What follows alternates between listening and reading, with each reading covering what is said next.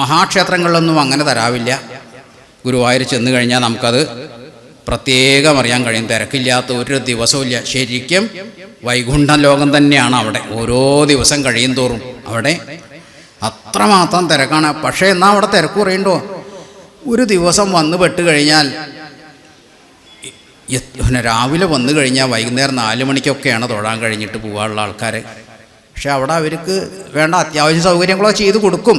എന്ന് കഴിഞ്ഞാൽ പോലും അത്രയും ഭഗവാനെ കണ്ട് തൊഴുതേ ഞാൻ മടങ്ങുള്ളൂ എന്നുള്ളവർക്കേ അവിടെ ചെന്ന് തൊഴുത് മടങ്ങാൻ പറ്റുള്ളൂ. അല്ലെങ്കിൽ ആ വടക്കേ വാതിലിൻ്റെ ഉള്ളിൽ കൂടെ കടന്ന് അങ്ങേപ്പുറത്ത് പോയി പ്രദക്ഷിണ വഴി ആ കൊടിമരത്തിൻ്റെ അവിടെ നിന്നിട്ട് ഒന്നിങ്ങനെ കാണാൻ താരാഴ്ച തൊഴുത് പ്രദക്ഷിണം വെച്ച് പുറത്തേക്ക് പോരുക നിവൃത്തിയുള്ളൂ.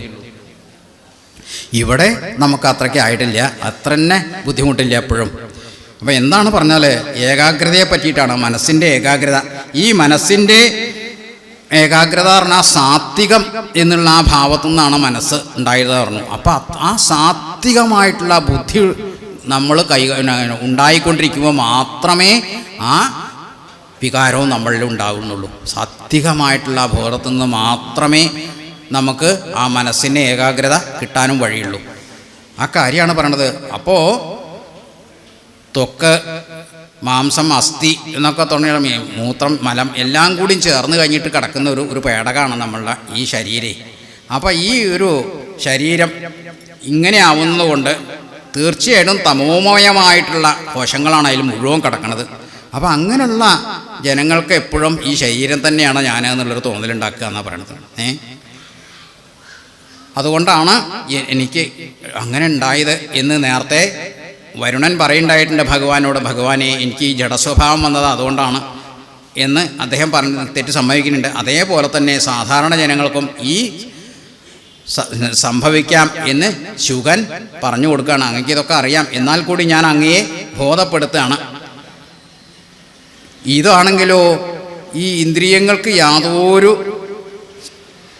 നിയന്ത്രണവും ഇല്ലാതെ അങ്ങനെ ചെയ്യാണെന്ന് വിചാരിക്കുക. ഭോഗാസക്തി അല്ല, ഭോഗഭോക്താവായിട്ടുള്ള ഈ ദേഹം പിന്നെ രോഗങ്ങൾ വന്നിട്ട് നശിച്ച് ഓരോ അറിയപ്പെടാത്ത രോഗങ്ങൾ വന്നിട്ടാണ് പിന്നെ അത് നശിച്ച് ഒന്നും അല്ലാണ്ട് ആവുന്നത്. ഇവിടെ അപ്പോൾ നമുക്ക് എന്താ വേണ്ടത്?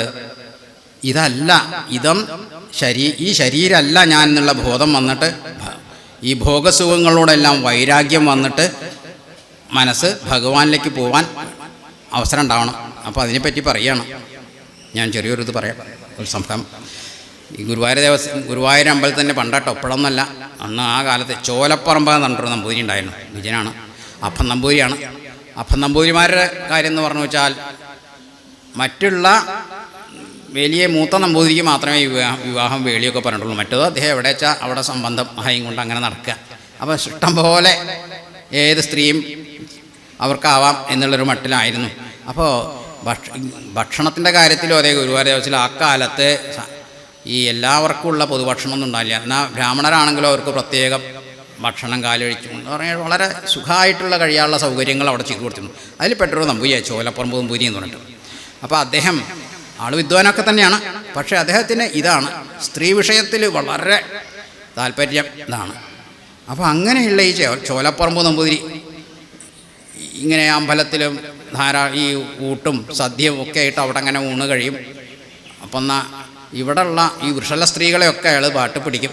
എന്നിട്ട് അവരെയൊക്കെ അനുഭവിച്ചു കൊണ്ട് അങ്ങനെ അപ്പോൾ കഴിയണതാണ്. അപ്പോൾ അങ്ങനെ കുളിക്കാൻ വന്നവരൊക്കെ ആണെങ്കിൽ വിളിച്ചു, നീ ഇങ്ങോട്ട് പോരെ, ഇതിപ്പോൾ ഞങ്ങൾക്ക് അവകാശപ്പെട്ടത് തന്നെയാണ് നിങ്ങളൊക്കെ എന്നൊക്കെ വിളിച്ചു കൊണ്ടുപോയി കുളപ്പരയിലൊക്കെ വെച്ചിട്ട് ഉള്ള കാര്യങ്ങൾ നടത്തും. അപ്പോൾ അങ്ങനെയൊക്കെയുള്ള ഈ ചോലപ്പറമ്പിനെ ഒരു ദിവസം അദ്ദേഹം ഇവിടുത്തെ മേശാന്തി കണ്ടു. എന്താ ചോലപ്പറമ്പേ, നീ ഇതൊക്കെ ഒന്ന് നിർത്താറായില്ലേ, അങ്ങോട്ട് മേപ്പെട്ട് പോകണ്ടേ എന്ന് ഭഗവാന്റെ നടക്കിൽ വെച്ചിട്ടാ ചോദിച്ചതേ. ശരിക്ക് ഭഗവാൻ തന്നെയാണോ ചോദിക്കണമെന്നുള്ള മട്ടിലായത്. മേശാന്തി നടക്കിൽ വെച്ചിട്ട് ചോലപ്പറമ്പിനെ കണ്ടപ്പോൾ, എന്താ ചോലപ്പറമ്പേ, നീ ഇതൊക്കെ ഒന്ന് നിർത്താറായില്ലേ, അങ്ങോട്ട് മേപ്പെട്ട് പോകണ്ടേ. ഇതിന് കേട്ടോടുകൂടിയ മനസ്സ് തട്ടി. അദ്ദേഹം കവിയൊക്കെ തന്നെയാണ്, നല്ല വിദ്വാനാണ്. അദ്ദേഹം പെട്ടെന്ന് അങ്ങേപ്പുറത്ത് പോയി ഒരു ഓലയിൽ ശ്ലോകം എഴുതി. അപ്പോൾ തന്നെ ആ ചൊല്ലിയും കൊണ്ടാണ് ഉണ്ടായത്. ചോല എഴുതലെന്നല്ല കേട്ടോ, ഞാനൊക്കെയാണ് എഴുതുക, ചെയ്യുമ്പോൾ പതുക്കെ എഴുതുള്ളൂ. പക്ഷെ പറഞ്ഞിട്ട് കാര്യമില്ല, അദ്ദേഹം അപ്പോഴവിടെ നിന്നാണ് ചൊല്ലിയെന്നാണ് ഉള്ളത്. അബ്ധാബ്ധേന ഹരിം പ്രസന്നമകരോദൗത്താനപാദശിശു സപ്താഹേന നൃപ പരീക്ഷിതബലായ അമർദ്ധതാ പിംഗള ഘട്ടാംഗോ ഘടികദ്വയേന നവതിപ്രായോപി തം നവ്യഥേ ത്വം കാരുണ്യനിധിം പ്രഭദ്യ ശരണം ശേഷായുഷാതോഷയേ എന്നവിടെ ഭഗവാന്റെ മുന്നിലിരുന്ന് അങ്ങോട്ട് ചൊല്ലിയിട്ട് ഒരു നമസ്കാരം. അപ്പം എന്താണ്, എനിക്ക് 90 വയസ്സായി, ഇനി ഭഗവാനെ പ്രാർത്ഥിക്കാൻ സമയമുണ്ടോ? അതൊന്നും എനിക്ക് പ്രശ്നമല്ല. ഭഗവാൻ കാരുണ്യമൂർത്തിയായിട്ടുള്ള അവിടുന്ന്, അവിടുത്തെ പാദങ്ങളിൽ ഞാനിതാ ശരണം പ്രാപിക്കുന്നു. ഇനിയുള്ള കാലം, ശേഷിച്ച കാലം ഞാൻ അവൻ്റെ അങ്ങയെ ധ്യാനിച്ചുകൊണ്ടും അങ്ങയെ കീർത്തിച്ചുകൊണ്ടും അങ്ങയെ മാത്രം ഇതായും കൊണ്ടും ഉപദേശിച്ചുകൊണ്ടും കഴിഞ്ഞോളാം എന്ന് പ്രാർത്ഥിച്ചിട്ടാണ്. ശേഷായുഷാതോഷേ, അവിടുത്തെ അനുഗ്രഹത്തിന് വേണ്ടിയിട്ട്, അവിടുത്തെ സന്തോഷത്തിന് വേണ്ടി കൊണ്ട് ഞാൻ പ്രവർത്തിച്ചു കൊള്ളാം എന്ന് പറഞ്ഞുകൊണ്ടാണ് നമസ്കരിച്ചത്. അപ്പം എന്താണ്, അബ്ധാർത്ഥേന ഹരിം പ്രസന്നമകരോദൗത്താനപാദ ശിശു. മനസ്സിലായോ?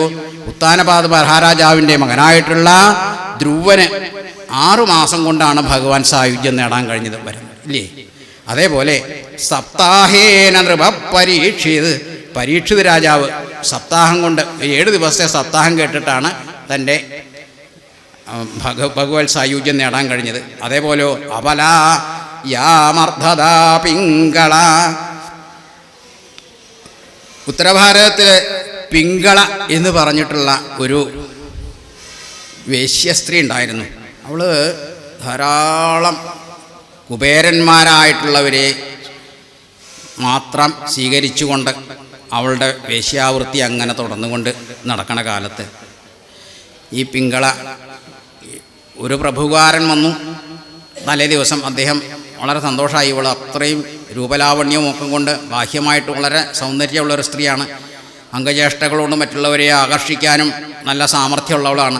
അപ്പോൾ ഇതൊക്കെ കണ്ട് ഈ പ്രഭുകുമാരൻ നല്ലൊരു രത്നഹാരമൊക്കെ കൊടുത്തു സന്തോഷിപ്പിച്ചു പോയി. ഞാൻ നാളെ വരാമെന്ന് വന്ന് പറഞ്ഞു പോയി. പിറ്റേ ദിവസം വേറൊരാൾ വന്നു, ഇതേപോലൊരു കിഴിന്നൊക്കെ കൊടുത്തപ്പോൾ എന്നാൽ അയാളെയും സന്തോഷിപ്പിച്ചളയെന്ന് വെച്ചാൽ കത്തേക്ക് കൊണ്ടുപോയ സമയത്താണ് ഇയാൾ വന്നത്. ഈ പ്രഭുകുമാരൻ വന്ന് രണ്ടാമതും നല്ലൊരു വൈരമാലയും കാര്യങ്ങളൊക്കെ കൊണ്ടാണ് വന്നത്.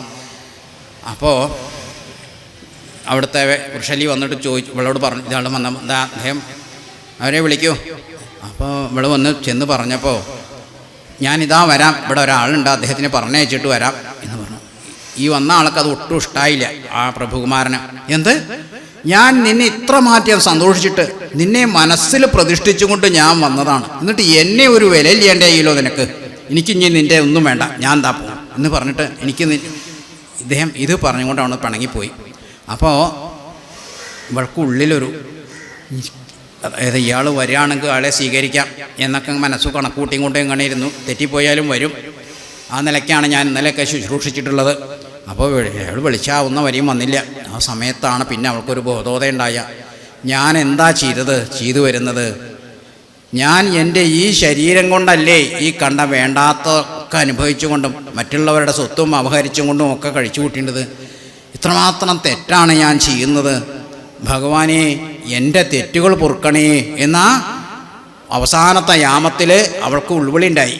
അപ്പോൾ അവൾ പിന്നീട് താൻ സമ്പാദിച്ചു കൂട്ടിയിട്ടുള്ള ഇങ്ങനെയുള്ള വൃത്തികളിലൂടെ സമ്പാദിച്ചുള്ള എല്ലാ സമ്പാദ്യവും പാവപ്പെട്ടവർക്ക് കൊടുത്തുകൊണ്ടും ഒക്കെ സത്സംഗത്തിലേക്ക് ഇറങ്ങി തിരിച്ചു എന്നാണ് പറയുന്നത്. അതേപോലെ തന്നെയാണ് ഗഡ്വാംഗൻ എന്നുള്ള രാജാവും ഉണ്ടായത്. ഇങ്ങനെയൊക്കെയുള്ളവരുടെ അങ്ങ് അനുഗ്രഹം കൊടുത്തിട്ടുണ്ട് ഇവർക്കൊക്കെ. അതുകൊണ്ട് ഭഗവാനെ, എനിക്ക് ഇത്രയും 90 വയസ്സായിട്ടുണ്ടെങ്കിലും എനിക്കിതുവരെ എന്നെ നിയന്ത്രിക്കാൻ കഴിഞ്ഞിട്ടില്ല. ഇനി എനിക്കത് സാധിക്കണം, അവിടുത്തെ അനുഗ്രഹം എനിക്ക് ഉണ്ടാവണം. ഇനി കരുണാനിധിയായിട്ടുള്ള അവിടുത്തെ പാദം എനിക്ക് ആശ്രയമായി തരണേ ഭഗവാനെ. ഇനി എനിക്ക് നല്ല ബുദ്ധി തോന്നണേ, എന്നെ അവിടുന്ന് നല്ല മാർഗത്തേക്ക് നയിക്കണേ എന്ന് പറഞ്ഞുകൊണ്ട് അവിടത്തേക്ക് വേണ്ടി മാത്രമായിരിക്കും ഇനിയുണ്ട് എൻ്റെ ആയുസ്സിലുള്ള ബാക്കി ഭാഗം എന്ന് പറഞ്ഞു നമസ്കരിച്ച് ഇതാവുകയാണ് നമ്മളെ നമ്പൂതിരി ചോലപ്പുറമ്പ്. അതാണ് ആ ഒറ്റ ശ്ലോകം കൊണ്ട് അദ്ദേഹത്തിൻ്റെ വിദ്വത്വമാണ് അവിടെ കാണുന്നത്. എന്നാലും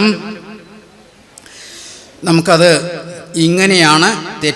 എത്ര തെറ്റ് ഇതുണ്ടെന്നുണ്ടെങ്കിൽ കൂടിയും ഭഗവാൻ എന്ന് പറഞ്ഞു കഴിഞ്ഞാൽ അത്രയും കാരുണ്യനിധിയാണ്. തൻ്റെ തെറ്റുകളൊക്കെ ഏറ്റുപറഞ്ഞുകൊണ്ട് ആ സന്നിധിയിൽ ചെന്നുകൊണ്ട് അപേക്ഷിക്കുകയാണെന്നുണ്ടെങ്കിൽ അദ്ദേഹം ഒരിക്കലും അവരോട് കോപമായും കൊണ്ട് മാപ്പ് കൊടുക്കുക ചെയ്യുള്ളൂ. നിനക്ക് ഇപ്പോഴെങ്കിലും ഇത് തോന്നിയല്ലോ, നിനക്ക് നല്ലത് വരട്ടെ, ഇനി നല്ല വഴിക്ക് നീങ്ങൂ എന്ന് പറഞ്ഞിട്ട്. അപ്പോൾ അതേപോലെ തന്നെയാണ് ഇവിടെ ശുഗൻ പറഞ്ഞു കൊടുക്കുന്നത്. ഇത്രയൊക്കെ അങ്ങ് കാട്ടിക്കൂട്ടി എന്തെല്ലാം അപരാധങ്ങൾ ക്ഷണിച്ചു, പക്ഷേ ഇപ്പോഴും അങ്ങയുടെ മനസ്സിൽ കുറച്ചു നേരെങ്കിലും ആ താൻ ചെയ്തത് മുഴുവൻ തെറ്റാണ് എന്നുള്ളൊരു തോന്നൽ ഉണ്ടായിട്ട് വേണ്ടിയിരുന്നില്ല. ഭഗവാനെ അങ്ങ് മാപ്പ് തരണം, എൻ്റെ അറിവില്ലായ്മ കൊണ്ട് ചെയ്തതാണ് എന്ന് സ്വയം സമ്മതിച്ചുകൊണ്ട് ഭഗവത്പാദങ്ങളിൽ നമസ്കരിച്ചുകൊണ്ട് ദേവിയെ മടക്കി കൊടുക്കുകയാണെന്നുണ്ടെങ്കിൽ ഒരു പ്രശ്നവുമില്ല. തീർച്ചയായിട്ടും അദ്ദേഹം അനുഗ്രഹിക്കും. അതുതന്നെയാണപ്പം എന്നോട് പറഞ്ഞു തന്നിട്ടുള്ളതും. ഇപ്പോഴും വേണമെങ്കിൽ കൊണ്ടു തന്നോളൂ, ഞാൻ യുദ്ധം ഒന്ന് ഒഴിവാക്കിക്കൊണ്ട്. അല്ല, ഒട്ടും സംശയിക്കേണ്ട, നിന്നെയും നിൻ്റെ കൂടെ നിൽക്കുന്നവരെയും നിൻ്റെ സൈന്യത്തെയും ഈ ലങ്കയെയും അടക്കം ചുട്ടു പൊട്ടിച്ചിട്ട് ഞാൻ എൻ്റെ സീതാദേവിയെയും കൊണ്ട് മടങ്ങിപ്പോകും. അപ്പോൾ അത് പറയാൻ വേണ്ടടത്ത് വേണ്ട ഊർജ്ജസ്വലതയും ആർജവും രാമനുണ്ടാവുകയും ചെയ്തിരുന്നു. അപ്പോൾ ഈ പഞ്ചത്വം പ്രാപിക്കുക എന്ന് പറഞ്ഞാൽ ആർക്കും മനസ്സിലായിട്ടുണ്ടാവില്ല. പഞ്ചത്വം പ്രാപിക്കുക പറഞ്ഞാൽ ഈ പഞ്ചപ്രാണങ്ങൾക്ക് നാശം സംഭവിക്കുക എന്നാണ്. പഞ്ചപ്രാണങ്ങൾ അറിയില്ലേ? പ്രാണം, പ്രാണാപാന, വ്യാന, സമാന, ഉദാന എന്ന് പറയുന്നത് പഞ്ചപ്രാണങ്ങൾ. നേരത്തെ ഞാൻ പറയുണ്ടായി പഞ്ചാത്മക തത്വങ്ങൾ എന്ന് പറഞ്ഞുതരാം. അത് നേരത്തെ ഞാൻ പറയുണ്ടായി, മനസ്സിലായിട്ടുണ്ടോയെന്ന് മനസ്സിലായില്ല. ജ്ഞാനേന്ദ്രിയം 5, കർമ്മേന്ദ്രിയം കണ്ണ്, മൂക്ക്, ചെവി, ത്വക്ക്, രസന എന്ന് പറഞ്ഞാൽ ഇത് നമ്മളെ ജ്ഞാനേന്ദ്രിയം. ഇതുകൊണ്ടാണ് നമ്മൾ കാര്യങ്ങൾ. പിന്നെ ഏതൊക്കെയാണ് കർമ്മേന്ദ്രിയങ്ങളെന്ന് പറഞ്ഞാൽ പാദം, ഹസ്തം, ഗുദം, ഉപസ്ഥം, നാക്ക്. കാരണം അപ്പോൾ അവിടെ നമ്മൾ സംസാരിക്കുന്നത് നാക്കുകൊണ്ടാണ്. അപ്പോൾ ഏതൊക്കെ കർമ്മങ്ങൾ അനുഷ്ഠിക്കുന്നുണ്ടോ അത് കർമ്മേന്ദ്രിയങ്ങൾ. പിന്നെ ചിത്താവസ്ഥകളാണ് 10. കാമം, സങ്കല്പം, വിജികിത്സ, ശ്രദ്ധ, അശ്രദ്ധ, ധൃതി, ലജ്ജ, ഭീതി എന്നൊക്കെ പറയാം. പിന്നെ അഹങ്കാരം തുടങ്ങിയിട്ടുള്ള 4 കാര്യങ്ങളാണ്. ബുദ്ധി, ജ്ഞാനം, വിസ്മൃതി, അഹങ്കാരം. പിന്നെ പരമാത്മാ ചൈതന്യമായിട്ടുള്ള പുരുഷൻ. ഇതാണ് ഈ പഞ്ചാത്മക തത്വങ്ങൾ എന്ന് പറയുന്നത്. ആ പ്രാണൻ തന്നെ അതാണ് നമ്മൾ പരമാത്മാ ചൈതന്യം എന്ന് പറയുന്നത്. 5 പ്രാണൻ അതുണ്ട്. 5 പ്രാണങ്ങൾ. പ്രാണായ സ്വാഹ എന്ന് പറയണില്ലേ? പ്രാണൻ, അപാനൻ, വ്യാനൻ, സമാനൻ, ഉദാനൻ. പ്രാണൻ, അപാനൻ, വ്യാനൻ, സമാനൻ, ഉദാനൻ. സ്വാഹ ഉടുക്കം ചേർത്താൽ മതി. നമ്മൾ നിവേദിക്കുമ്പോഴൊക്കെ കണ്ടിട്ടില്ലേ? പ്രാണായ സ്വാഹ, പ്രാണൻ, അപാനൻ, പ്രാണാപാന, വ്യാന, സമാന, ഉദാന. പ്രാണ, അപാന, വ്യാന, സമാന, ഉദാന. ഒടുക്കം സ്വാഹ ചേർത്താൽ മതി. നേദിക്കുമ്പോൾ പ്രാണായ സ്വാഹ, ഉദാന എന്നല്ലേ? പ്രാണാപാന സ്വാഹ. അപാന ഇതിന് തോന്നുന്നതാണ്. അപ്പോൾ പ്രാണൻ അത് യോഗികൾ പറയും, നമ്മൾ മരണസമയത്ത് മുഖത്തു കൂടെയാണ് പ്രാണൻ പോകുന്നതെന്നുണ്ടെങ്കിൽ ഉത്തമമായ സ്ഥലത്തേക്കുള്ള ഒരു പുനർജന്മമാണ് ഉണ്ടാവുക. നേരെ മറിച്ച് അപാനവായിലൂടെയാണ് പ്രാണൻ നഷ്ടപ്പെടുന്നതെന്നുണ്ടെങ്കിൽ അത് വീണ്ടും താഴത്തേക്ക് തന്നെയാണ്, അധോ മുഖമായിട്ടാണ് പോവുക എന്നൊക്കെ പിന്നീട് അങ്ങനെ പറഞ്ഞു പോകുന്നുണ്ട്. ഇവിടെ നമ്മൾ അവിടേക്കൊന്നും എത്തുന്നില്ല. പിന്നെ ഈ മഹത്തത്വം എന്നുള്ളൊരു സംഭവമുണ്ട്. ഇതിൽ നിന്നാണ് ഈ അഹങ്കാരം ഉണ്ടായിട്ടുള്ളതാണ് പറയുന്നത്. ഈ അഹങ്കാരത്തിൽ തന്നെ 2 തരം ഉണ്ടാണ്. സംസാര അഹങ്കാരം, പിന്നെ സാധാരണ അഹങ്കാരം എന്നുള്ള സംസാരം എന്നുള്ളൊരു ഘടകം കൂടിയുണ്ട് ഭൂമിയിൽ കാണുന്ന വസ്തുക്കളോടുള്ളത്. പിന്നെ നമ്മളുടെ ആത്മശരീരം. ഇതാണ് മഹത്തത്വത്തിൽ നിന്നുണ്ടായതിനെ പറ്റി പറയുന്നത്. പിന്നെ ജ്ഞാനം എന്നുള്ളൊരു കാര്യമാണ്. ജ്ഞാനം എന്ന് പറഞ്ഞാൽ 2 തരാണെന്ന് മനസ്സിലാക്കണം. അതായത് വേദശാസ്ത്രബോധിതമായിട്ടുള്ള, അതായത് നമ്മൾ വലിയ ഗ്രന്ഥങ്ങളും മറ്റൊന്നൊക്കെ പഠിച്ച് മനസ്സിലാക്കിയിട്ടുള്ള അതെന്ന് പറയുന്ന കാര്യങ്ങൾ, അതാണ് ഒരു ജ്ഞാനം. അത് വേദശാസ്ത്രബോധിതം എന്നാണ്. അതെന്നാണ് തർക്കവിഷയങ്ങളായിട്ടുള്ള കാര്യങ്ങൾ. അതിന് തർക്കമൊക്കെ പഠിക്കേണ്ടി വരും. തർക്കം തേ പ്രതിപാദ്യം തേ ഇത് തർക്ക എന്ന് പറഞ്ഞിട്ട് തർക്കം പ്രത്യേകം പഠിപ്പിക്കുന്നുണ്ട്. അപ്പോൾ അതിന് തൊട്ടതിൻ്റെ തുടങ്ങുകയാണ്. ഓരോ വസ്തുവിനെ പറ്റിയിട്ട് അതെന്തുകൊണ്ട് അത് അങ്ങനെയായി, അതുകൊണ്ട് ഇന്ന കാരണം കൊണ്ട് അത് വസ്തുവായി, ഇങ്ങനെ തർക്കിച്ചിട്ട്. അപ്പോൾ ഇങ്ങനെ ഈ തർക്കം എന്ന് പറഞ്ഞതുകൊണ്ട് ചിലപ്പോൾ നമ്മൾ ജ്ഞാനത്തിന് തന്നെ 2 പേര് തമ്മിലാണ് തർക്കിക്കണമെന്നുണ്ടെങ്കിൽ നമ്മുടെ ബുദ്ധിക്ക് തമ്മിൽ അറിയാണ്ട് ഒരു ശത്രുത ജയിക്കണം എന്നുള്ള ഒരു ബോധം വന്നു കഴിഞ്ഞാൽ ബുദ്ധി വിനാശത്തിന് കൊണ്ട് കൊടുക്കും തർക്കം ജ്ഞാനം പെടുന്നു. നേരെ മറിച്ച് അനുഭവവേദ്യമായിട്ടുള്ളൊരു ജ്ഞാനമാണ് നേടണമെന്നുണ്ടെങ്കിലോ നമ്മൾ അതിനാർക്കും ഉപദ്രവമില്ല, ആർക്കും പരോപദ്രവമില്ല. നമ്മൾ സ്വന്തം അനുഭവത്തിൽ നിന്നാണ് ആ കാര്യം എന്താണെന്നുള്ളത് മനസ്സിലാക്കുന്നത്. മറ്റേ പുസ്തകങ്ങളിൽ നിന്നും മറ്റും മനസ്സിലാക്കുന്ന ജ്ഞാനം ചിലപ്പോൾ നമുക്ക് ബുദ്ധിവിനാശത്തിന് ഇടയാക്കുന്നതാണെന്നാണ് പറയുന്നത്. ഇനി ഈ ശിവതത്വങ്ങളെ പറ്റി വിവരിക്കുമ്പോൾ വേണമെന്നുണ്ടെങ്കിൽ ഇനി വേറൊരു കാര്യം കൂടി അവിടെ പറയാനുണ്ട്. സത്യത്തിൽ ശ്രീരാമസ്വാമി എന്ന് പറഞ്ഞാൽ ശിവൻ്റെയും കൂടി അവതാരമാണെന്നാണ് പറയുന്നത്, അല്ലേ? അത് പിന്നെ മഹാവിഷ്ണുവിൻ്റെയും ഉണ്ട്. രണ്ടാളുടെയും കൂടി ശക്തി ചൈതന്യം ചേർന്നിട്ടാണ് ശ്രീരാമചന്ദ്രൻ ഉണ്ടായത്. അതെങ്ങനെയാണ്? അത് നമുക്ക് നേരത്തെ നമ്മൾ പറഞ്ഞു. ഖരദൂഷണ തൃശിരാക്കളെ 14,000 പടയും 3.25 നാഴിക കൊണ്ട് ഭഗവാൻ അവനെ അസ്ത്രങ്ങളെ കൊണ്ട് ചെയ്ത് തള്ളി വധിച്ചു എന്ന് പറയുന്നുണ്ട്. അപ്പോൾ അതെങ്ങനെ സാധിച്ചതെന്ന് ചോദിച്ചു കഴിഞ്ഞാൽ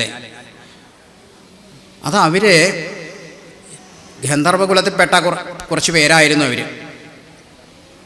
ഈ ഖരദൂഷണ തൃശിരാക്കളും അദ്ദേഹത്തിൻ്റെ പടകളും. അപ്പോൾ ഇവർ മനസ്സിലാക്കി ഈ ജീവിതം ഇങ്ങനെ തുടരുകയാണെന്നുണ്ടെങ്കിൽ ജനനമരണ ശൃംഖലയ്ക്ക് ഒരറ്റം ഉണ്ടാവില്ല.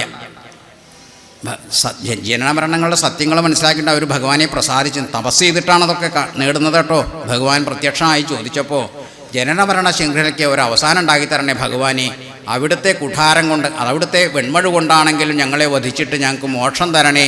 ഇനി ഈ ജനനമരണ ശൃംഖലയിൽപ്പെട്ടുകൊണ്ട് ഉഴാനാൻ ഞങ്ങൾക്ക് ഒട്ടും താല്പര്യമില്ല, ഞങ്ങൾക്ക് മോക്ഷം തരണേ, അവിടുത്തെ പാദം ഞങ്ങൾക്ക് അഭയം തരണേ എന്ന് പറഞ്ഞ് പ്രാർത്ഥിച്ചപ്പോൾ അപ്പോഴാണ് പറയണത്, ഞാൻ നേരത്തെ പറഞ്ഞ ചതുർവിംശതി സവരിയെ ത്രേതായുഗത്തിൽ ശ്രീരാമനായിട്ട് അവതരിക്കും. ആ സമയത്ത് നിങ്ങൾ രാക്ഷസരായും കൊണ്ട് ഭൂമിയിൽ ജനിക്കണം. അന്ന് എന്നോട് നിങ്ങൾക്ക് എതിർക്കാൻ ഇടവരും. അന്ന് ഞാൻ നിങ്ങൾക്ക് നിങ്ങളുടെ പ്രാർത്ഥന സഫലമാക്കി തരാം. അങ്ങനെയാണ് ആ 3.25 നാഴിക കൊണ്ട് ഖരദൂഷണ തൃശിരാസുക്കളും പടയും ഭഗവാന്റെ സഹായകമേറ്റിട്ട് മരിക്കാനിടവന്നത്. അപ്പോൾ ആരാണ്? ശ്രീ പരമേശ്വരൻ തന്നെയാണ് ശ്രീരാമചന്ദ്രൻ ആയതുള്ളതിന് മറ്റൊരിതാണ് ഞാൻ പറഞ്ഞത്. അതേപോലെ തന്നെ ഭഗവാനും അങ്ങേപ്പുറത്ത് പറയുന്നുണ്ട്. ഇവർ രണ്ടുപേരും ലക്ഷ്മീദേവി ചോദിക്കുകയാണ്, നിങ്ങൾക്ക് ആരെയാണ് ധ്യാനിക്കേണ്ടത്? ഞാൻ കൈലാസത്തിലിരിക്കുന്ന മഹാദേവനെയാണ് ധ്യാനിച്ചുകൊണ്ടിരിക്കുന്നത്. പാർവതി ചോദിക്കുമ്പോൾ മഹാദേവൻ പറയും, ഞാൻ വൈകുണ്ഠത്തിലിരിക്കുന്ന ശ്രീനാരായണനെയാണ് ഞാൻ ഭജിച്ചുകൊണ്ടിരിക്കുന്നത്. ഇങ്ങനെ ഇവർ രണ്ടുപേരും പരസ്പരം അത്രയധികം യോജിച്ചുകൊണ്ട്, രണ്ടുപേരും പരസ്പരം ബഹുമാനിച്ചുകൊണ്ട് തങ്ങളിൽ നിക്ഷിപ്തമായിട്ടുള്ള കർത്തവ്യങ്ങൾ നിറവേറ്റിക്കൊണ്ട് അങ്ങനെ ഇരിക്കുകയാണ്, അല്ലേ? അമ്മയുടെ നിർദ്ദേശം ഉള്ളിൽ പര. അപ്പോൾ നമ്മൾ ദേവീഭാഗവതത്തിലേക്ക് കടക്കുമ്പോഴേക്ക് അങ്ങനെയായി, ഇല്ലേ? അമ്മയാണ് അവിടെ നിന്ന് പറഞ്ഞു കൊടുക്കുന്നത് ഇവരോട്, നിങ്ങൾ ഒരാൾക്ക് സൃഷ്ടി നടത്താനുള്ള അത് ബ്രഹ്മാവിനെ, മാരെയുള്ളവരെ ഭൂമി പരിപാലനം കാര്യങ്ങളൊക്കെ മഹാവിഷ്ണുവിനെ ചുമതലയേൽപ്പിച്ചു. സംഹാരമായിട്ടുള്ള പ്രവൃത്തി ചെയ്യാനുള്ളത് മഹാദേവനാണ്. അപ്പോൾ അങ്ങക്ക് താമസ ഗുണം കൂടി തരട്ടെ, പെട്ടെന്ന് ക്ഷോഭം വന്നാൽ വധിക്കാനുള്ള. മറ്റതാണെങ്കിലോ അവർ പരിപാലിക്കാനുള്ള ഗുണം, അതിന് വേണമെങ്കിൽ സാത്വിക ഗുണമാണ് വേണ്ടത്, അതിന് മഹാവിഷ്ണുവിന് ആ ഗുണം കൊടുത്തു. പിന്നെ ബ്രഹ്മാവിന് സാത്വികമാണ്, അവിടെയാണ് കാമസങ്കല്പങ്ങളും മറ്റുള്ള കാര്യങ്ങളുള്ളത്. സൃഷ്ടിസ്ഥിതി കാര്യങ്ങൾ കാമത്തിൽ കൂടെയാണ് ഉണ്ടാവുന്നത്. അപ്പോൾ അതിന് ബ്രഹ്മാവിന് ആ ഗുണവും കൊടുത്തു, സാത്വിക ബുദ്ധി, അല്ല ഈ രാജസ ഗുണവും. അങ്ങനെയാണത് പറയുന്നത്. മോക്ഷത്തിന് വംശച്ഛേദനം നടത്തിയിട്ട് അങ്ങനെ ഇത് പറഞ്ഞു. പിന്നെ ഈ സംഭവം ശിവപുരാണത്തിലും ഇതേപോലെ തന്നെ പറയുന്നുണ്ട്. അപ്പോൾ ഇതെല്ലാം കൂടി ഒന്നിച്ചു പറയുമ്പോൾ ഭഗവാന്റെ നമുക്ക് മനസ്സിലാക്കുന്നത് ശിവനും ആണെങ്കിലും വിഷ്ണു ആണെങ്കിലും നമ്മളെ എങ്ങനെ പൂജിച്ചാലും ആ ഭഗവത് തൃപ്പാദങ്ങളിലേക്ക് തന്നെയാണ് ചെന്നെത്തുന്നത് എന്നുള്ളതാണ് നമ്മൾ മനസ്സിലാക്കേണ്ടത്. ഞാൻ വേണമെന്നുണ്ടെങ്കിൽ ശിവരാത്രി കാലത്ത് ഈ ശിവമാഹാത്മ്യത്തിനെ പറ്റിയിട്ട് വിരാട് പുരുഷോൽപത്തിയും കൂടിയും ചേർന്നിട്ടില്ല. അപ്പോൾ എങ്ങനെ ഉണ്ടായി ലോകം എന്നതിനെപ്പറ്റി നമ്മളിത് പറയണ അത് കുറേ സംഭവമുണ്ട്. അപ്പോൾ അതിനെപ്പറ്റി ഞാനിതിലൊരു കാര്യം പറഞ്ഞിട്ടുണ്ട്. ഒരു മിനിറ്റ്. ശിവമാഹാത്മ്യം എന്ന് പറഞ്ഞിട്ട് സൃഷ്ടി ഞാൻ എഴുതി തന്നെയാണ്. ഒരു പ്രഭാഷണത്തിന് പോയപ്പോൾ ശിവമാഹാത്മ്യത്തിനെ പറ്റിയിട്ട് പറയേണ്ടി വന്നു. അപ്പോൾ അവർക്ക് എളുപ്പത്തിന് വേണ്ടിയിട്ട് ഞാൻ എന്താ ഇപ്പോൾ ഇത് വരാത്തത്, ആർച്ചസ് ശിവമാഹാത്മ്യം എന്ന് പറഞ്ഞിട്ടാണ് എഴുതുന്നത്. അതിൽ ഈ വിരാട് പുരുഷോൽപത്തി മറ്റു കാര്യങ്ങളെല്ലാം വിടും. ബ്രഹ്മം സത്യമനന്തമായ നിലയിൽ ശൂന്യം കവിഞ്ഞുള്ളതാം നിത്യാനന്ദമതെന്ന സത്തസദയം സാകാരമാർന്നീടുവാൻ നിശ്ചിത്യ ശിവലിംഗരൂപമയുധം മാർത്താണ്ഡതുല്യപ്രഭം ജ്യോതിസായി വളർന്നിതാദ്യപടിയായി ബ്രഹ്മാണ്ടമുണ്ടാകുവാൻ. ബ്രഹ്മാണ്ടമുണ്ടായതിനെ പറ്റിയിട്ട് അപ്പോൾ ഇത് മുഴുവൻ വിവരിക്കാൻ നിങ്ങൾക്ക് സാധാരണ ശുദ്ധ മലയാളം തന്നെയാണ്. പക്ഷേ എന്നാലും സംശയം ചോദിച്ചാൽ പറഞ്ഞുതരാം. ബ്രഹ്മം സത്യമനന്തമായ നിലയിൽ ശൂന്യം കവിഞ്ഞുള്ളതാം നിത്യാനന്ദമതെന്ന സത്തസദയം സാകാരമർന്നിടുവാൻ നിശ്ചിത്യ ശിവലിംഗരൂപമയുധം പ്രാർത്താണ്ഡതുല്യപ്രഭം ജ്യോതിസായി വളർന്നിതാദ്യപടിയായി ബ്രഹ്മാണ്ടമുണ്ടാകുവാൻ. അണ്ടം പൊട്ടിവിടർന്ന ജ്യോതി അതിൽ ആവിർഭവിച്ചു പരം ആദിത്യോദയമെന്ന പോലെ പരമം ബ്രഹ്മം വിരാട്ടാം ശിവൻ. ഉണ്ടായില്ലൊരു വസ്തു പോലും അവിടുന്നല്ലാതെ യാതൊന്നുമാ ബ്രഹ്മാണ്ടത്തിനൽപകാലം അതിനാൽ ധ്യാനത്തിലാണ്ടീശ്വരൻ. വരികളൊക്കെ എൻ്റെ സ്വന്തമാണ്. ശിവപുരാണത്തിൽ നോക്കിയാൽ കിട്ടില്ല. ഇതടുത്ത ഇതിൽ ഭക്തപ്രിയയിൽ കൊടുക്കും. അതടുത്ത ശിവകാലത്ത്. സൃഷ്ടിക്കായി പ്രകൃതിക്കു തൻ്റെ വഭുവിനർത്ഥം പകുത്തേകിയോൻ തന്നിൽ ലീനപതായ ശക്തിയതിൽ നിന്നാദ്യം ചമച്ചിടിനാൻ യോഗേശൻ ബഹുപഞ്ചഭൂതഗണവും സൃഷ്ടിക്കു വസ്തുക്കളായി. ഈ വിശ്വസ്ഥിതി പാലനത്തിനവിടും നീ വിഷ്ണുവാകുന്നുപോൽ കർത്തവ്യങ്ങൾ മുറയ്ക്കു ചെയ്തു തരുവാൻ ശക്തിക്കു വേണ്ടിത്തതാ ഏകാഗ്രം തപമാർന്നു ദേവമുഖം നിശ്വാസങ്ങളേത്രാർദ്രമാം ആകാശം ജലതങ്ങളായി മഴയായി പെയ്തൊട്ടുകാലം തഥാ ബ്രഹ്മാണ്ടം ജലരാശി തൻ്റെ നടുവിൽ പൊങ്ങിക്കിടന്നാർദ്രമായി തൻ വീര്യത്തെ ജലത്തി വീഴ്ത്തി ഭഗവാൻ സൃഷ്ടിച്ചു ജീവാങ്കുരം നിസ്തന്തം തപമാർന്നു വീണുമയുധം വർഷങ്ങളാഴങ്ങളിൽ ശ്രീപത്മം ഭഗവാന്റെ നാഭിയതി നിന്നുത്ഭൂതമത്യന്തമം വിസ്താരത്തൊടു കാന്തിയോടെ മൃദുവായി ചാഞ്ചാടിയോളങ്ങളിൽ സൃഷ്ടിക്കായൊരു ദേവനെയും അവിടുന്നുണ്ടാക്കി ബ്രഹ്മൻ മഹാനാഭി പത്മമതിൽ നടുക്കു സുഖമായി താനേരുത്തി തഥാ മായയ്ക്കാസ്പദമായുറങ്ങിയുണരും നേരത്ത് തീവ്രം തപം ചെയ്യാനാജ്ഞ ലഭിച്ചു ഘോരതപവും പൂണ്ടങ്ങിരുന്നീടിനാൻ സൃഷ്ടിക്കുള്ളൊരു വൈഭവങ്ങൾ വളരാൻ വൈജാത്യമുണ്ടാകുവാൻ ജ്ഞാനം നേടി പിതാവു തൻ്റെ മതിയെ ഏകാഗ്രമാക്കിയിട്ടുതൻ സൃഷ്ടിച്ചു പല ജന്തുജാലമതുപോൽ സസ്യങ്ങൾ അന്ത്യത്തിലായി ഭൂവിൽ മർത്യനു മാത്രമായി ഉതകി മെച്ചത്തിലുള്ള അന്ധിയും. മനുഷ്യന് മാത്രം പ്രത്യേകമായിട്ട് ചിന്തിക്കാനുള്ള കഴിവും ബുദ്ധിയും കൊടുത്തു. മറ്റുള്ള ജന്തുക്കളൊക്കെ ഉണ്ടാക്കിക്കാലും കൂടി മനുഷ്യന് മാത്രമാണ് സ്വയം ചിന്തിക്കാനുള്ള കഴിവും ബുദ്ധിയൊക്കെ ഉണ്ടാക്കി കൊടുത്തതെന്ന്. ഇക്കാര്യം ശിവമെന്ന പേരിലറിയും നാലാം പുരാണത്തിലായി സുവ്യക്തം പറയുന്നു. ശാസ്ത്രമവയെ സാധൂകരിക്കുന്നു പോൽ ഉൽപ്പത്തിക്കെഴുമാശ്രയങ്ങളവയെ ഇല്ലാതെയാക്കുന്നതാം ന്യായാന്യായമതൊക്കെ പണ്ടു മുനിമാർ ചൊന്നെന്ന യാഥാർത്ഥ്യവും ആ മട്ടൊന്നു പിറന്ന ലോകജനകൻ ശ്രീശംഭു ത്യാഗാത്മനാപാനം ചെയ്തി ഘോരമായി കരണം ലോകരക്ഷാർത്ഥമായി അന്നത്തെ ദിനമോർത്തുകൊണ്ടു ശിവനോടത്യന്ത ഭക്ത്യാജനം പൂജിച്ചും വ്രതമാർന്നുകൊണ്ടു ധരയിൽ നേടുന്നു പുണ്യം ഭൃശം എന്ന് പറഞ്ഞെഴുതിയിട്ടുള്ള ഒരു കവിതയാണത്. അത് ഈ ശാസ്ത്രതത്വങ്ങളെ നേരത്തെ പറഞ്ഞിട്ടുള്ള എല്ലാ കാര്യങ്ങളും അതിൽ ഉൾക്കൊള്ളിച്ചിട്ടുണ്ട്. നേരത്തെ പറഞ്ഞിട്ടുള്ള പഞ്ചഭൂതങ്ങളെ പറ്റിയിട്ടും അതെല്ലാം ആ ശ്ലോകങ്ങളിലൂടെ വിസ്തരിച്ചു കഴിഞ്ഞാൽ നമുക്ക് പുറത്തേക്ക് അറിയാൻ സാധിക്കുന്നതാണ്. ഈ പറഞ്ഞിട്ടുള്ള കാര്യങ്ങൾ തന്നെയാണ് വിഷ്ണു പുരാണത്തിൽ പറയുമ്പോൾ നേരെ പറഞ്ഞ ശിവനെ പറഞ്ഞത് നേരെ വിഷ്ണുവാക്കി മാറുന്നു എന്ന് മാത്രം. അപ്പം രണ്ടുപേരും തുല്യതരത്തിലുള്ള രണ്ട് ദേവകൾ. അപ്പോൾ അത് കഴിഞ്ഞു. പിന്നെ ഇനി വേറെന്താ പറയണത്? ചിലവർക്ക് നല്ല സംഗീതം ഉണ്ടാവും. എനിക്കത് കുറച്ച് കഷ്ടിയാണ്. ഞാൻ എൻ്റെ തോന്നിയ പോലെ ചെയ്യുള്ളൂ. അപ്പോൾ അതെങ്ങനെ പറയണ വെച്ചുണ്ടോ? വാക്മാധുര്യാർ സർവലോകപ്രിയത്വം വാക്പാരുഷ്യാർ സർവലോകപ്രിയത്വം കിം വാ ലോകേ ഗർദ്ധഭോ നോപ കിം വാ ലോകേ കോകിലോ സോപകാര കിം വാ ലോകേ ഗർദ്ധവോ നോപകാര. ഖരം എന്ന് പറഞ്ഞാലേ കഴുതയാണ്. അത് എത്ര പറഞ്ഞതായാലും കരഞ്ഞാലും പറഞ്ഞാലും ആർക്കും അതിനോട് വലിയ തോന്നുന്നു. പക്ഷേ നേരെ കുറച്ചൊരു കുയിലിൻ്റെ ശബ്ദം കേൾക്കുകയാണെങ്കിൽ എല്ലാവർക്കും വലിയ സന്തോഷമാണ്. അപ്പോൾ കുറച്ച് കാര്യങ്ങളെ പറയണുള്ളൂ വെച്ചാലും വളരെ മധുരമായിട്ട് പറയാൻ കഴിയുന്നവർക്ക് ജനങ്ങളോടൊക്കെ വലിയ ഇഷ്ടം ഉണ്ടാവും. അല്ലാത്തവരെന്ത് സത്യങ്ങൾ വിളിച്ച് പറഞ്ഞാലും വലിയ പ്രീതിയൊന്നും ഉണ്ടാവില്ല എന്നാണ് അതിൻ്റെ പൊരുൾ. അപ്പോൾ ഇനി ഇവിടെ നിന്ന് ബാക്കിയുള്ള കാര്യങ്ങൾ ഞാൻ വായിക്കാം. അപ്പോൾ ഏതാണ്ട് പറഞ്ഞ കാര്യങ്ങളൊക്കെ ഏതാണ്ട് ഇനി നമുക്ക് അടുത്ത ഭാഗം. പൗലസ്ത്യപുത്രനാം ബ്രഹ്മണാഢ്യൻ ഭവാൻ ത്രൈലോക്യ സമ്മതൻ ഘോരതപോതനൻ എന്നിരിക്കെ പുരരജ്ഞാനിയെപ്പോലെ പിന്നെയും ഭോഗാഭിലാഷമെന്തിങ്ങനെ ഇന്നു തുടങ്ങി സമസ്ത സംഘങ്ങളും നന്നായി പരിത്യജിച്ചിടുക മാനസേ രാമനെ തന്നെ സമാശ്രയിച്ചിടുക.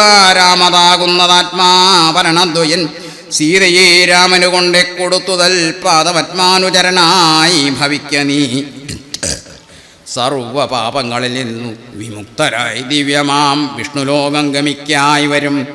അല്ലായിനാശു കീഴ്പോട്ടു പോയി ചെല്ലും നരകത്തിൽ ഒരു സംശയം നല്ലതത്രേ ഞാൻ നിനക്കു പറഞ്ഞതു നല്ല ജനത്തോട് ചോദിച്ചു കൊള്ളിടോ. രാമരാമേതി രാമേതി ജപിച്ചുകൊണ്ടാമയം വേറിട്ടു രാമരാമേതി ജപിച്ചുകൊണ്ടാമയം വേറിട്ടു സാധിക്കമോക്ഷവും. രാമരാമേതി ജപിച്ചുകൊണ്ടാണ് നമ്മളുടെ ആരാണ് വാൽമീകി മഹർഷി ആ ഒരു നാമം ജപിച്ചുകൊണ്ട് മാത്രമാണ് രാമ ഞാൻ ഇങ്ങനെ ആയിത്തീർന്നു, രാമ നിൻ്റെ നാമം ജപിച്ചുകൊണ്ട് മാത്രമാണ് ഞാൻ ഇങ്ങനെയൊക്കെ ആയിത്തീർന്നത് എന്ന് ആ കാട്ടാളനായിരുന്ന വാൽമീകി, പിന്നീട് വാൽമീകി എന്നുള്ള പേര് കിട്ടിയിട്ടുള്ള നമ്മളെ പറയുണ്ടായി. രാമ നിൻ്റെ ആ മഹത്വപൂർണമായിട്ടുള്ള രത്നാകരൻ എന്നുള്ള ആളായിരുന്നു അദ്ദേഹത്തിൻ്റെ പേര്, ആ കാട്ടാളൻ. അപ്പം എന്താണ് രത്നാകരൻ എന്നുള്ള പേരൊക്കെ വരണമെന്നുണ്ടെങ്കിൽ ആദ്യം നല്ല ദ്വിജനായിരിക്കണം. അങ്ങനെയുള്ളവർക്കേ അങ്ങനത്തെ പേരൊക്കെ കിട്ടുള്ളൂ.